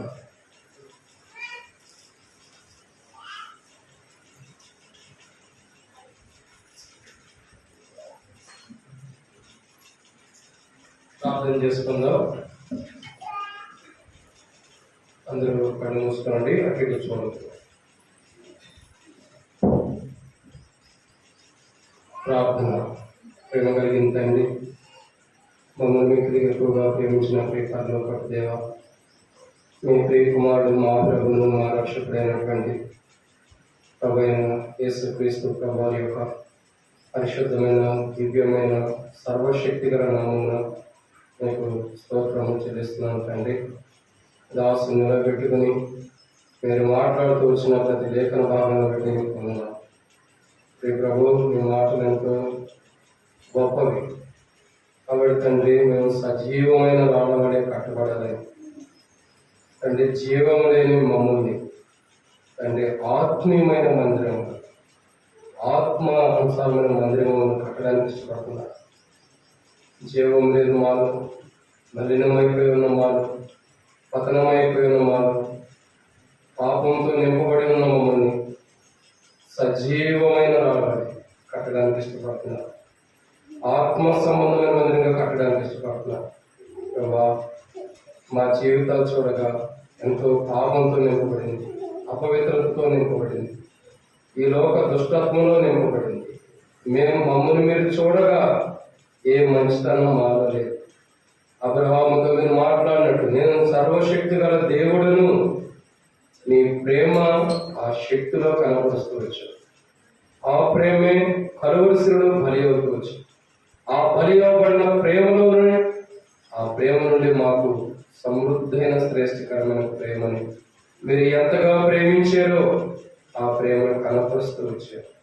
యేసయ్య, మీ శిలువ త్యాగం, మీ మరణ భూస్థాపన పునరుద్ధానం, మీరు కలవరిశిలో ప్రాణం పెట్టిన ప్రాణం మమ్మల్ని ఆ సర్వశక్తి గల దేవుని ప్రేమకు నడిపించడానికి, మేము బలహీనులమి, అయోగ్యులమి, నిష్ప్రయాసమైన వారు, మాలో ఎన్నో లోపాలు బలహీనతలు కలిగిన వారు, కానీ ప్రభా నీ గొప్ప ప్రేమ అమోఘమైన, లోకమును జయించిన విజయం మా విశ్వాసమే. విశ్వాసం అందు కూడా నిలకడగా చేయడానికి ఇష్టపడుతున్నాం ప్రభా. మీ ఉద్దేశం మేము ఆత్మ సంబంధమైన మందిరంగా సజీవమైన రాళ్ళుగా కట్టబడాలి అని ఇప్పుడు చూడగా మాలో ఎన్నో బలహీనతలు, పొరపాట్లు, అవిధేయతలు, లోపాలు, ఎన్నో పాపముల చేత నింపబడి పతనమైపోవడానికి సమీపమన్నవాడు. కానీ ఈరోజు మీ దాసుని నిలబెట్టుకుని మాతో మాట్లాడేది ఆత్మ సంబంధమైన మందిరంగా కట్టబడాలని. అలా కట్టబడాలంటే ఎలా ఉండాలో కూడా మీరు బయటపరుస్తూ వచ్చారు. ఎలాంటి దాని ఆత్మ సంబంధమైన మందిరంగా కడుతున్నారో కూడా మీరు బయటపరుస్తూ వచ్చారు. మేము పనికిరాని రావడం, జీవము లేని రావడం, నిష్ప్రయోజకమైన రావడం, రాతి హృదయం కలిగినటువంటి వారు మాలో ఉన్న ప్రతి పాపము, ప్రతి బలహీనత, చేయవలసిన పని చేయకోకుండా అవిధేయతతో తొలగిపోయిన మమ్మల్ని క్షమించి, పాపాలు ఒప్పుకోవలసిన మా జీవితాన్ని కఠినం చేసుకుంటూ వెళ్తున్న మమ్మల్ని రాతి హృదయాన్ని తొలగించి మాంస హృదయాన్ని మీ రక్తంతో కడిగి మమ్మల్ని పరిశుద్ధపరచడం. ఏదైతే ప్రభు ఆత్మ సంబంధమైన మందిరంలో కట్టబడడానికి అవసరమైన పాత్రగా మేము లేమో మమ్మల్ని క్షమించి ఆత్మ సంబంధమైన పాత్రగా మమ్మల్ని కట్టమని దేవా, మీరే సజీవమైన రాయిగా మమ్మల్ని చేయమని. నేను సజీవమైన రాయిగా లేను ప్రభు అని తీర్మానం చేసుకుంటున్న వారితో కూడా సజీవమైన రాయిగా స్థిరపరచమని యేసు ప్రభు నామమున ప్రార్థన చేస్తున్నాను తండ్రి. ఎవరో కూడా అటు చూడదు. ఈరోజు దేవుడు నీతో మాట్లాడుతుంటే బయట ఉన్నవారైనా లోపల ఉన్నవారైనా అందరూ కళ్ళు మూసుకొని ప్రభు వైపు చూద్దాం. ప్రభు నీతో మాట్లాడుతుంటే ఆత్మ సంబంధమైన మందిరంలో కట్టబడాలని ప్రభు ఎదురు చూస్తున్నా. ఆత్మ సంబంధమైన మందిరంగా నేను చేయాలని, దాని కొరకై ఒక రాయిగా నేను సిద్ధపరచాలని, సజీవమైన రాయిగా దేవుడు ఉంచాలని ఇష్టపడుతున్నాడు. ఎక్కడ జీవాలను కోల్పోయావు, దేవుని ద్వారా ఇవ్వబడుతున్న జీవం ఏదైతే మనం కోల్పోయిన అనుభవం ఉన్నామో ఈరోజు అనుభవాన్ని తిరిగి ఇవ్వడానికి ఇష్టపడుతున్నాడు. యేసు ప్రభువా, నేను పాపిని, సజీవమైన స్థితి నాలో లేదు, సజీవమైన రాయిగా నన్ను కట్టడానికి ఇష్టపడుతున్నావు. ఆ సజీవమైన రాయిగా నన్ను సిద్ధపరచబడతా. కాబట్టి నీ రక్తం ద్వారా నన్ను కడిగి ఆ సజీవమైన రాయిగా నన్ను సిద్ధపరచబడుతుంటే కుడి హస్తం తలగల పైకెత్తుచు నీ కోసం ప్రార్థన చేస్తాను. ఎవరైనా ఉన్నారా? బయట కానీ లోపల కానీ నేను సజీవమైన రాయి వలె చేయబడాలి. ఇప్పుడు మలినమైపోయి నా యొక్క జీవితం పాడైపోయినట్టుగా నేను కట్టబడాలి అని ఎవరైనా సిద్ధంగా ఉంటే, ప్రభుత్వం నేను కట్టబడాలని ఆశిస్తానని ఎవరైనా ప్రేరేపణ కలిగి ఉంటే, ప్రభు సజీవమైన రాయిగా ఇప్పటి నుండి నేను కట్టబడి ఆత్మ సంబంధమైన మందిరంగా నేను చేయబడాలని ఎవరైనా కోరుకుంటుంటే మీ కుడి హస్తం మీ తలగాని పైకెత్తొచ్చుని మీకోసం ప్రార్థన చేస్తాను. ఎవరైనా తలగాని పైకెత్తొచ్చు. సహోదరి, యేసు ప్రభు నిన్ను ఆత్మ సంబంధమైన మందిరంగా కట్టునుగా. సహోదరి, యేసు ప్రభు నిన్ను కూడా అలా కట్టునుగా. సహోదరి, యేసు ప్రభు నిన్ను కూడా అలా కట్టునుగా. సహోదరి, యేసు ప్రభు నిన్ను కూడా అలా కట్టునుగా. ఇంకెవరైనా ఉన్నారా? ఆత్మ సంబంధమైన మందిరంగా కట్టబడాలి. కట్టబడాలి, నాలో సజీవమైన రాయిగా సిద్ధపరచబడి ఉండాలి. ఈరోజు నేను లేదు, నాలో ఉన్న సజీవమైన జీవితం పోగొట్టుకున్నా, ఈ రోజు నేను సజీవమైన రాయిగా కట్టబడాలి అని ఎవరైనా తీర్మానం చేసుకుంటుంటే బయట ఉండేవారైనా లోపల ఉండేవారైనా మీ కుడి హస్తం మీద తలగని పైకెత్తొచ్చండి. మీకు ఒక పేపర్ ఇస్తాను, దాని మీద మీరు సజీవమైన రాయిగా కట్టబడటం వల్ల నాకు ప్రార్థించున్నాను. చేయెత్తిన వారికి చేయెత్తొచ్చని మీకు ఒక పేపర్ ఇస్తాను. రండి, పేపర్స్ చేయెత్తే వచ్చండి. చేయెత్తిన వారు రెండు కలిసి నేను సజీవమైన రాయిగా కట్టబడాలని కోరుకుంటున్నాను. నాలో సజీవమైన స్థితిని పోగొట్టుకున్నా. ఈరోజు నేను సజీవమైన రాయిగా కట్టబడి, సజీవమైన రాయిగా చేయబడి ఆత్మ సంబంధమైన మందిరంగా నేను కట్టబడాలని ఇష్టపడుతున్నాను. బయట ఎవరు కూడా కదలొద్దు, తిరగవద్దు. అందరూ కళ్ళు మూసుకునే ప్రాంతంలో ఉండండి. ఒకవేళ బయట ఉన్న వాళ్ళు కూడా హృదయ ప్రేరేపణ కలిగిస్తుంటే మనం చేసే పనులు బట్టి వాళ్ళ దృష్టి మళ్లించిన వాళ్ళు ఉంటారు. ఎవరు ఏ పని చేయరు.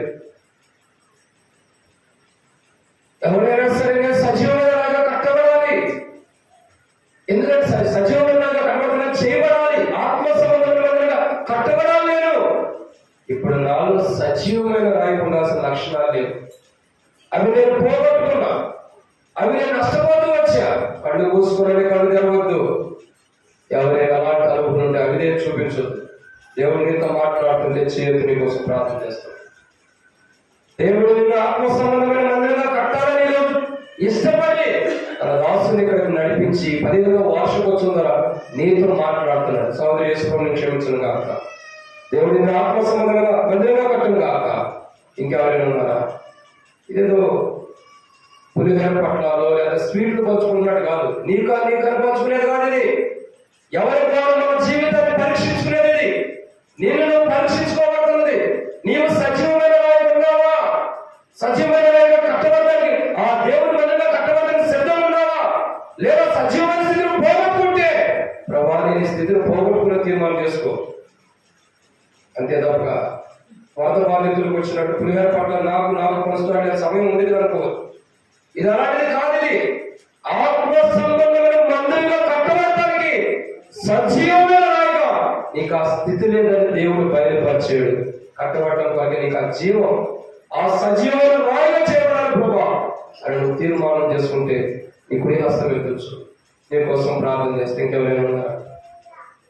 నేను సజీవమైన రాళ్ళనే కట్టబడాలి ప్రభా. నాలో జీవం అవసరం క్రీస్తు ఉంది.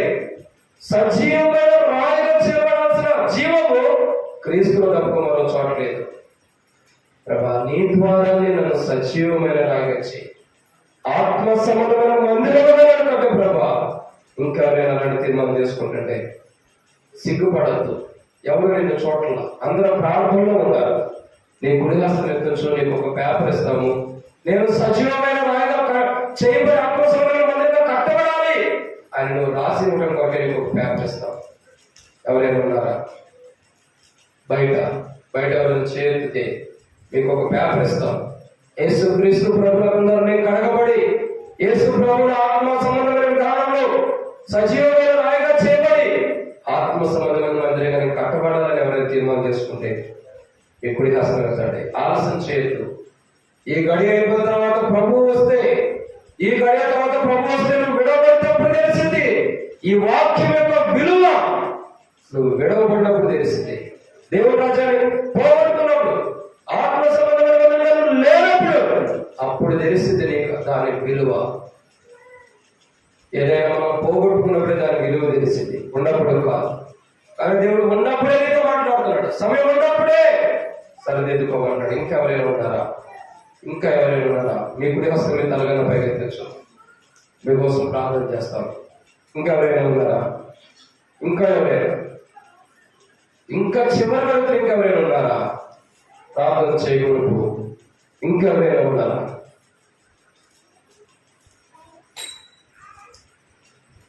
ఎవరైతే చేయొద్దు మీరు తీర్మానం చేసుకున్నారు అట్టి వారైనా మీకు ఒక పేపర్ ఇవ్వబడుతూ వచ్చింది. ఆ పేపర్ మీద నాలో సజీవమైన రాయకుండాల్సిన అర్హత లేదు. అది పోగొట్టుకున్నా, ఆ జీవాన్ని పోగొట్టుకున్నా. నేను ఇప్పుడు సజీవమైన రాయిగా చేయబడి ఆత్మ సంబంధమైన మందిరంగా కట్టబడటం వల్ల నాకు ప్రార్థన చేయండి అని చెప్పి ఆ పేపర్ మీద రాసి మీరు ప్రార్థన చేస్తాం. చివరి ప్రార్థన అయిన తర్వాత అది రాసి మీరు మాకు అందించండి. సో మనం ప్రార్థన చేసుకుంటాం. ప్రార్థన.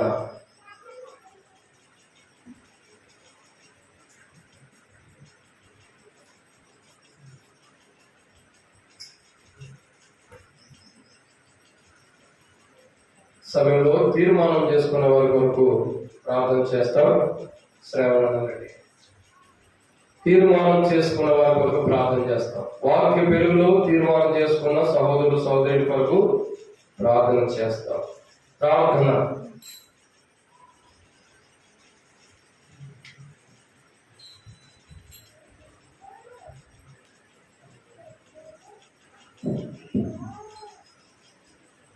ప్రార్థన చేసుకుందాం.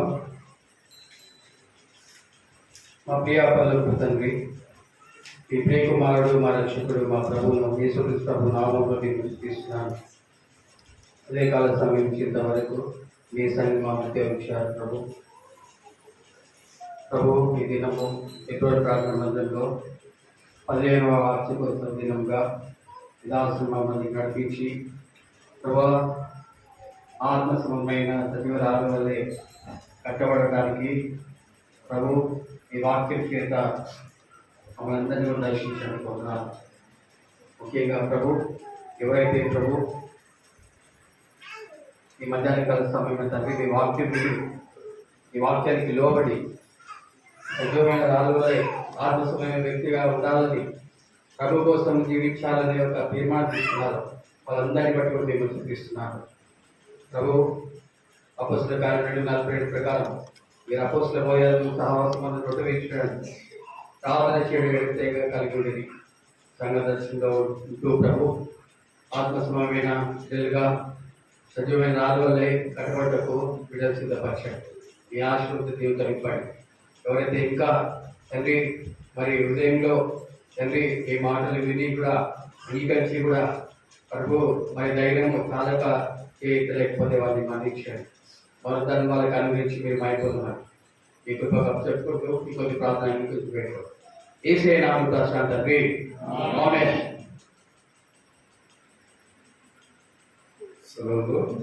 ప్రకటన జ్ఞాపకం చేసుకోండి. ప్రకటన అనంతరము వచ్చిన వారందరూ కూడా ప్రేమ సిద్ధపరచబడింది. ఎవరు కూడా ఖాళీ వెళ్ళకూడదు. సమయం ఎక్కువైందని చెప్పని సమయంలో కోరుకోవద్దు. చాలా విలువైన వాక్యం నేను అక్కడ ఇంకో సెక్షన్ కూడా ఉంది. నేను ఒక ప్రకటన చేయాలని ఆలోచన కలిగి ఉన్నాను. మొదట ఇదే 2020 సంవత్సరం 31కి మార్చి 31కి ఇక్కడ మత్తయి వచ్చాడు. మత్తయి వచ్చినప్పుడు ఇట్లాగే పులిపేయడం ఉందాం, ప్రకటన చేయమన్నారు. రాజన్న నువ్వు చేయాలి. ప్రకటన చేస్తా ఉండగా ఒక ఆలోచన దేవుడు బయలుపరిచాడు. ఏంటంటే గడిచేవారిని రిటైన్ ఏంటంటే ప్రకటన చేస్తూనే ఉన్నాను. ప్రభుత్వం అయితే మాకు June 6కి మందిరం డెడికేషన్ ఉంది, ప్రార్థన చేయండి అని చెప్పాడు. అప్పటికి అక్కడ ఏం లేదు. జస్ట్ మనదే అనుకోవడానికి ఒక స్థలం తీసుకుని దాన్ని కాంపౌండ్ వాలేసించాం. సరే, ఎందుకో ప్రభుత్వం అయితే ఇక్కడ మందిరం కనవలసిన జరిగింది. June 6కి మాకు మందిరం డెడికేషన్ అయితే ప్రార్థన చేయండి అసోపురేషదే మందిరం కొరకని అనౌన్స్మెంట్ చేసిన తర్వాత అంత అయిపోయింది. మధ్యాహ్నం తర్వాత సహోదరులు కొంతమంది ఉన్నారు. ఇప్పుడు హైదరాబాద్ నుంచి వచ్చినాడు కానీ రాధవ్ కానీ ట్రైనింగ్ ఉంటాడు, ఇంకా కొంతమంది. సరే, ఇక్కడ నుంచి వెళ్ళేటప్పుడు ఇక్కడ అంతా గుడికి అయిపోయింది, ప్రార్థన అయిపోయింది. వెళ్ళేటప్పుడు మధ్యాహ్నం అలా మేము మందిర స్థలం ఒకటి చూసాము, ప్రార్థన చేస్తుంది రండి అంటే అక్కడికి వచ్చాడు. అక్కడ అనుకోకుండా గుంట దొరుకుతుంది. వేరే దాని గుంట దొరికి పైప్ లైన్ కూడా తర్వాత బయటపడింది, దాపేశాడు. చూస్తే వచ్చాడు, మధ్యాహ్నం చూసాడు. సరేరా ప్రార్థన చేస్తున్నాడు. ఏదో ఎంత దూరం ఉంది, అడవిలో తీసుకెళ్తున్నావు అన్నాడు. నర్సాపూర్ అంటేనే అడవి, ఎందుకు అడుగుంది కదా. కాబట్టి ఎక్కడైతే ఉన్నా దేవునికి మహిమకరంగా అని చెప్పని వెళ్ళాము. చూసాడు. ఒక పక్కన 5 మరొక పక్కన 5 10 మంది నిలబెట్టాడు. అక్కడ ఉన్నా మధ్యలో నేను, మా పెద్ద పాప శిఖర, తర్వాత మధ్యాహ్నం నిల్చున్నాడు. అందరిని కూర్చోబెట్టి ప్రార్థన చేయించాడు. ప్రార్థన చేసి ప్రార్థన చేశాడు కదా, వెళ్ళిపోతాడు అనుకున్నాడు. శివుడు ఏమన్నాడంటే అక్కడ ఒక అద్దురాయి ఉంది, స్థలానికి ఏముంది అద్దురాయి ఉంది కదా, అద్దురాయి తీసుకుని ఒక గుంటతో ఉంది కదా, ఆ గుంట ఏమన్నాడంటే ఇదే పునాది ఇక్కడి నుంచి పని చేయాలి అని. మేమేం ప్రిపేర్ అవ్వలేదు, ఇంకా కోసం ఏదైనా మీటింగ్ పెట్టుకోవాలి అది ఆలోచన ఉంటే స్టార్ట్ చేయాలి చూసుకుంటాడు అని చెప్పి ప్రార్థన చేసాడు. అక్కడే ఆ రాయపల్లి పెట్టింది కదా, అప్పుడు దేవుని కృప అక్కడ ఉంది. అంతే ఆ హద్దురాయి తీసాడు, ప్రార్థన చేసి ఆ యొక్క గుంటతో ఉంటే ఆ గుంట వేసేసి ప్రార్థన చేశాడు. ఇక్కడ అనౌన్స్మెంట్ చేసింది అసలు మాకు ఆధారమే లేదు. ఇప్పుడు అన్న వాక్యం చదువుతున్న నాకు అదే గుర్తొస్తుంది, విశ్వాసమే. అసలు నేను ఊహించలా. మొదట్లో అన్న చెప్పాడు, వర్తమానం చెప్పకముందు ఇక్కడ ఒప్పుకున్నారు, సరిదిద్దుకున్నా, ఏదైనా తప్పు చేసినా ఒప్పుకుంటూ వచ్చారు. అది దేవుని ఆత్మ ఉంది. అట్లాగే దేవుని ఆత్మ రోజు బయలుపరిచింది ఏంటంటే June 6కి మందిరం డెడికేషన్, అర్షదే ప్రార్థన మందిరం ప్రార్థన చేయడం. చాలా మంది నవ్వారు, అయిద్దా అవేదా అసలు అక్కడ ఏముంది, ఏమీ లేకుండానే విశ్వాసం అసలు ఒక్క పునాది వేయకోకుండానే June 6కి డెడికేషన్ ఉందని ప్రకటన వచ్చేసింది. దేవుడు బయలుపరిచాడు. దేవుని కృపను బట్టి వారం తెరవబడి జూన్ 6 డెడికేషన్ కూడా అయిపోయింది. ఎందుకు చెబుతున్నా గొప్ప ప్రణాళిక. ఇక్కడ అనౌన్స్మెంట్ చేసిన అనౌన్స్మెంట్ దేవుడు అన్యాయంగా విడిచిపెట్టాలి. ఇంకో మాట ఉంది, దేవుడు తన సేవకుల ద్వారా పలికిన మాట రుడుపరచువాడని బైబిల్లో లేకపోవచ్చు, అది జరిగించేవాడని. నిజంగా దేవుని కృపను బట్టి నర్సాపూర్లో మందిరం కూడా ఇక్కడ అనౌన్స్మెంట్ చేసి ఇదే March 31st లాస్ట్ ఇయర్, మళ్ళా తిరిగి March 31st వచ్చేసరికి ఇప్పుడు మాకు కూడా స్పెషల్ మీటింగ్ అవుతాయి. అది అందరికీ అన్న ఒక పూట కాదు 2 పూటలు రోజాల మా దగ్గర ఉండాలి. కానీ ఇక్కడ మందిరం వస్తే ఇదే రోజు మధ్య వచ్చి అక్కడ ఏం చేశాడు, మందిరం వైపు పునాది వేశాడు. సో అది కూడా మాకు సంతోషంగా వాళ్ళకి సువార్త ప్రకటించుకోవడానికి ఉపయోగపడింది. కాబట్టి ఈ రోజు మందిరం ఇక్కడ మందిరం యానివర్సరీ 15వ యానివర్సరీ, అక్కడ మొదటి మందిరం పునాది వేయబడిన సంవత్సరం, రాయి పునాది వేయబడిన సంవత్సరం. కాబట్టి అక్కడ కూడా రెండింటికి కలిపి ఒక థీమ్ ఏమన్నానంటే, అన్న దేవుడు వెలిపించిన జ్ఞానంతో ఎంత గొప్ప ఆలోచన అంటే ఆత్మ సంబంధమైన మందిరం గురించి ఇచ్చాడు, పునాది రాయి గురించి, ఇక్కడ రాయి గురించి కూడా. కాబట్టి ఈరోజు సాయంకాలం దర్శన ప్రార్థన మందిరం నర్సాపూర్లో మరి ప్రత్యేకమైనటువంటి కూడిక ఉంటుంది పునాది రాయి వేసిన సందర్భంగా. కాబట్టి సాయంకాలం 6 గంటలకి కూడిక ఉంటుంది. ఇక్కడికి వచ్చిన దైవ సేవకులు, అదే రీతిలో దేవుని ప్రజలైన వారందరూ కూడా అక్కడ కావాల్సిన గౌరవ మనం చేస్తున్నాము. తర్వాత ఇంకా మిగతా ప్రార్థనలన్నీ కూడా స్థానిక సేవకుడు మరి రాజన్న ప్రార్థన చేస్తారు. ఆ తర్వాత చివరి ప్రార్థన ఆశ్రమంతో ముగించుకుంటాం.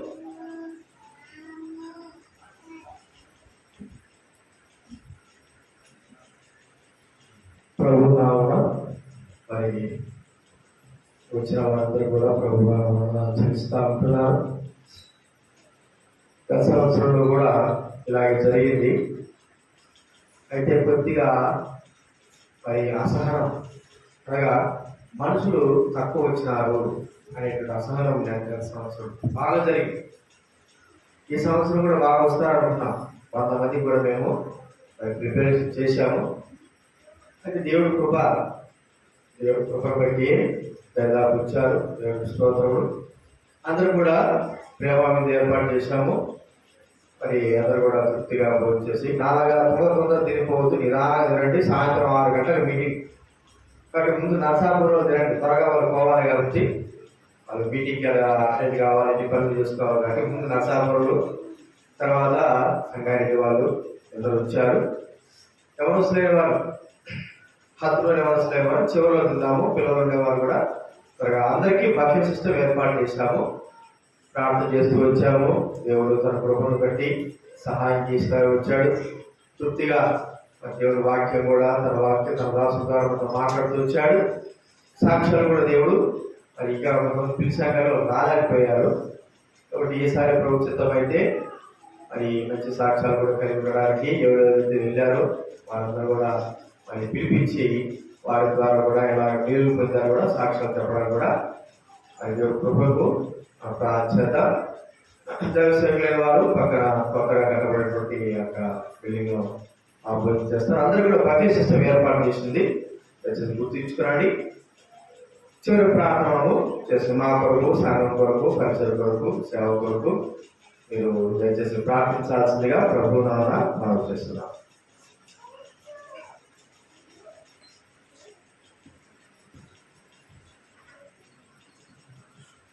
సమయంలో ప్రాముఖ్యమైన ప్రకటన ఉంటుంది. సాయంకాలము నర్సాపూర్లో 6 గంటలకు కూడుకుంటుంది. అందరూ ఆహ్వానితులే, మళ్ళీ ప్రార్థన చేస్తున్న అందరండి. తర్వాత పక్కనే నూతనంగా మందిరం నిర్మాణం చేయబడుతుంది. సో ఇప్పుడు మందిరం ఎలా ఉందో మీరు చూశారు. యాక్చువల్లీ నేను నిన్న మనం వస్తే కొద్దిగా ఇంకా మార్పు ఉంటుంది. ఎందుకంటే లైట్స్ కానీ అవన్నీ కూడా చాలా ఎక్కువ పురాతనమైన అట్లాగే ఉంటుంది. సో ఇక్కడ విషయం ఏంటంటే, ఈ మందిరంలో ఇక్కడ స్థానికులు ఉండవాలి కానీ బయట నుంచి చాలా మంది వస్తారు, ఇక్కడ ట్రైనింగ్ అవుతున్నారు, వెళ్ళిపోతారు. ఇది ఒక ట్రైనింగ్ సెంటర్ లాగా, చిన్న విగ్రహం లాగా అయిపోయింది. కాబట్టి ఇక్కడ సంఘం అనేది తక్కువే. సంఘం ఉంటే ఒక 20-25 మంది, 30 మంది లోపు ఉంటారు. కానీ సండే వస్తారు, కానీ వాళ్ళు జాబ్స్ పరంగా, చదువుల పరంగా వచ్చి వెళ్ళిపోతూ ఉంటారు. కాబట్టి ఇక్కడ ఈ యొక్క స్థానికంగా ఉన్న ప్రాంతము చాలా ఆర్థికంగా కూడా వెనుకబడింది. సో ఇక్కడ కట్టుకోవడానికి కూడా పక్కన మందిరం ఇంకా కంప్లీట్ అవ్వలేదు. సో దాని కొరకు కూడా దేవుడు ద్వారాలు తెరిచి దేవుని మందిరం విషయంలో ఆ పక్కన కంప్లీట్ చేసుకోవడానికి గత 2-3 సంవత్సరాల నుంచి ప్రార్థన చేస్తున్నారు. అలా ఇప్పుడు నేను ఇక్కడికి వచ్చి 5వ సంవత్సరం నా సభలు. సో వచ్చిన కాడ నుంచి చెప్తానే ఉన్నాను, అలా దీని ఎవరం ప్రార్థన. సో ప్రభుత్వం అయితే ఆ పక్కన ఉన్నది కూడా త్వరగా కంప్లీట్ చేయడం కొరకు దేవుడు తన సహాయాన్ని తన యొక్క ఆకాశపు ధననిధి తెరిచి ఏదో ఒక రీతిలో దేవుడు ఎక్కడేస్తాడు మన ద్వారానే ఏదో కోణంలో ఇస్తాడు. సో అట్లా దేవుడు తన సంకల్పంలో ఆ కొన్నది కంప్లీట్ చేసుకోవడానికి వర్షం వచ్చినప్పుడు కారుతూ ఉంటుంది. పైన రేకులు కూడా లాస్ట్ టైం నర్సాపూర్ మందిరానికి వేసినప్పుడు తీసుకొచ్చారు. అంటే డబ్బులు అడగట్టేదండి. కాబట్టి ఎందుకంటే చాలా ఇది కొద్దిగా ఇబ్బందికరంగా ఉంది కాబట్టి దేవుని చిత్తం అయితే అక్కడికి షిఫ్ట్ అవుతారు, మార్చుకోవాలి. కాబట్టి ఆ యొక్క మందిరం అన్నది కన్స్ట్రక్షన్ కొరకు తర్వాత ఆ యొక్క నిర్మాణం కొరకు దేవుడు ద్వారాలు తెరిచి సహాయం చేయాలన్నా మీ అనుదిన ప్రార్థనలో కంపల్సరీ ప్రార్థన చేయండి. సో తప్పకుండా ప్రార్థన చేయండి. ప్రార్థన యొక్క అవసరం ఇది ప్రాముఖ్యత. మందిరం పక్కన స్థలం ఏదైతే ఉందో కొత్త కడుతుందో అది కంప్లీట్ అవ్వడం వరకు ప్రస్తుతమైతే దాని డెడికేషన్ వరకు కూడా తర్వాత తెలియపరుస్తుంది. కంప్లీట్ అయిన వరకు దాని కొరకు ఎలక్ట్రిషన్ వర్క్ ఉంది, ప్లాస్టింగ్ వర్క్ ఉంది, చాలా వర్క్ ఉంది. సో వీటన్నిటి వరకు కూడా దేవుడు కార్యం చేయాలని మీ అందరూ ప్రార్థన మర్చిపోవద్దు. కంపల్సరీ 10 ఎప్పుడో ప్రార్థన మందిరం వరకు ప్రార్థన చేయవచ్చిన దైవ సేవకులు కానీ దేవుని ప్రజలందరూ కూడా ప్రార్థన చేయవలసిన ప్రభు పేట మనం చేస్తున్నాం. చివరి ప్రార్థన ఆసనంతో ముగించుకున్నాం. ప్రార్థన.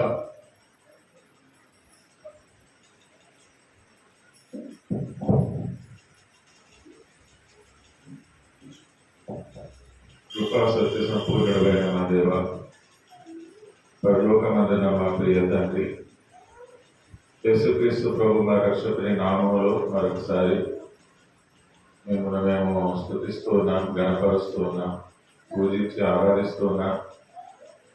శ్రేష్టమైన ఈవులను ప్రసాదించే జ్యోతిర్మయులకు తండ్రివి, ఈ ప్రాంతంలో కూడా ఇక్కడ ఉన్న వారిని మీరు ప్రేమించినారు ప్రభా. మీ యొక్క సంకల్పంలో, మీ యొక్క చిత్తంలో ఇక్కడ ఈ హెబ్రోను ప్రార్థనా మందిరం ఏర్పరచబడడానికి, మీ దీపస్తంభం ఇక్కడ నిలబెట్టడానికి మీరు చేసిన సహాయం అంతటికై, మీరు ఏర్పాటు చేసుకున్న మీ విశ్వాసులేమి, అలాగే సేవకులు వారందరూ కూడా చేసిన పరిచర్యకై మీకు కృతజ్ఞతాస్తుతులు చెల్లిస్తున్నాం.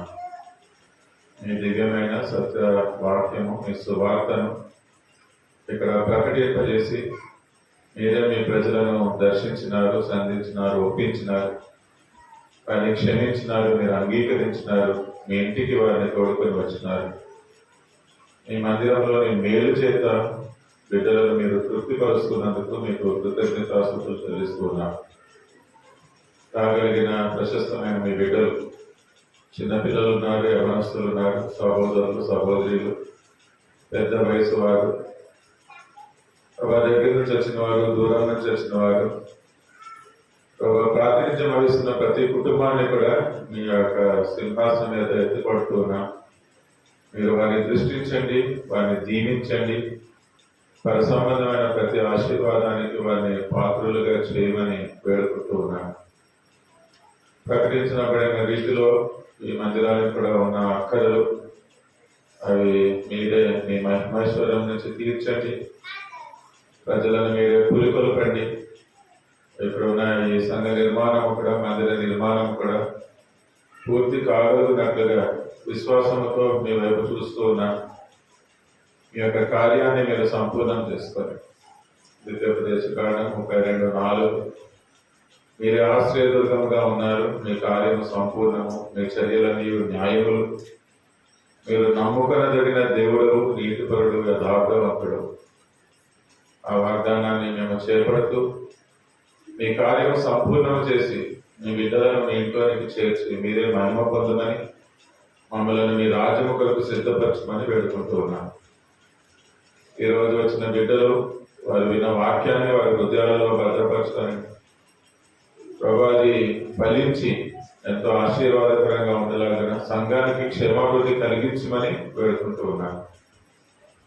ఆయా పరిస్థితుల్లో ఉన్నవారు, సమస్యల్లో ఉన్నవారు, మరి అనారోగ్యం కలిగిన వారు, చెప్పుకోలేని సున్నితమైన సమస్యలు కలిగిన వారు ప్రతి ఒక్కరిని మీ పాద సన్నిధిలో ఎత్తిపడుతున్నా పరిశుద్ధాత్మని ద్వారా వారి అవసరత కొద్దీ, వారి అక్కల కొద్దీ మీరే వారిని దర్శించి పరిచర్య జరిగించి వారిని దీవించి మీరు మహిమ పొందమని వేడుకుంటూ ఉన్నాను.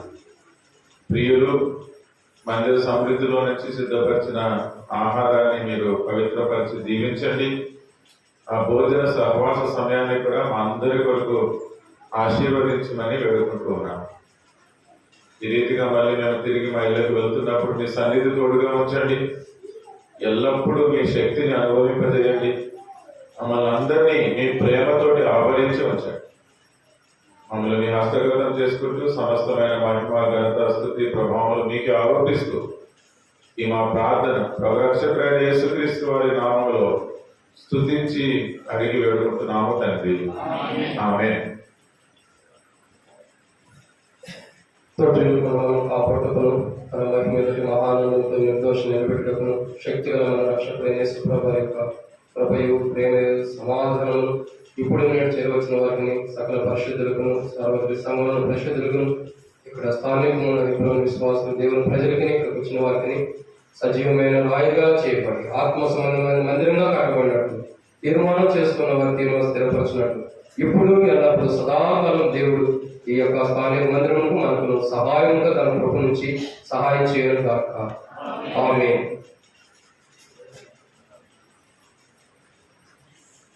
దయచేసి అందరూ లేచినట్లయితే సిస్టర్స్ కు లోపల ప్రేమ ఉంటుంది, బ్రదర్స్ కు బయట లభ్యం. సరే, ప్రైజ్ లార్డ్.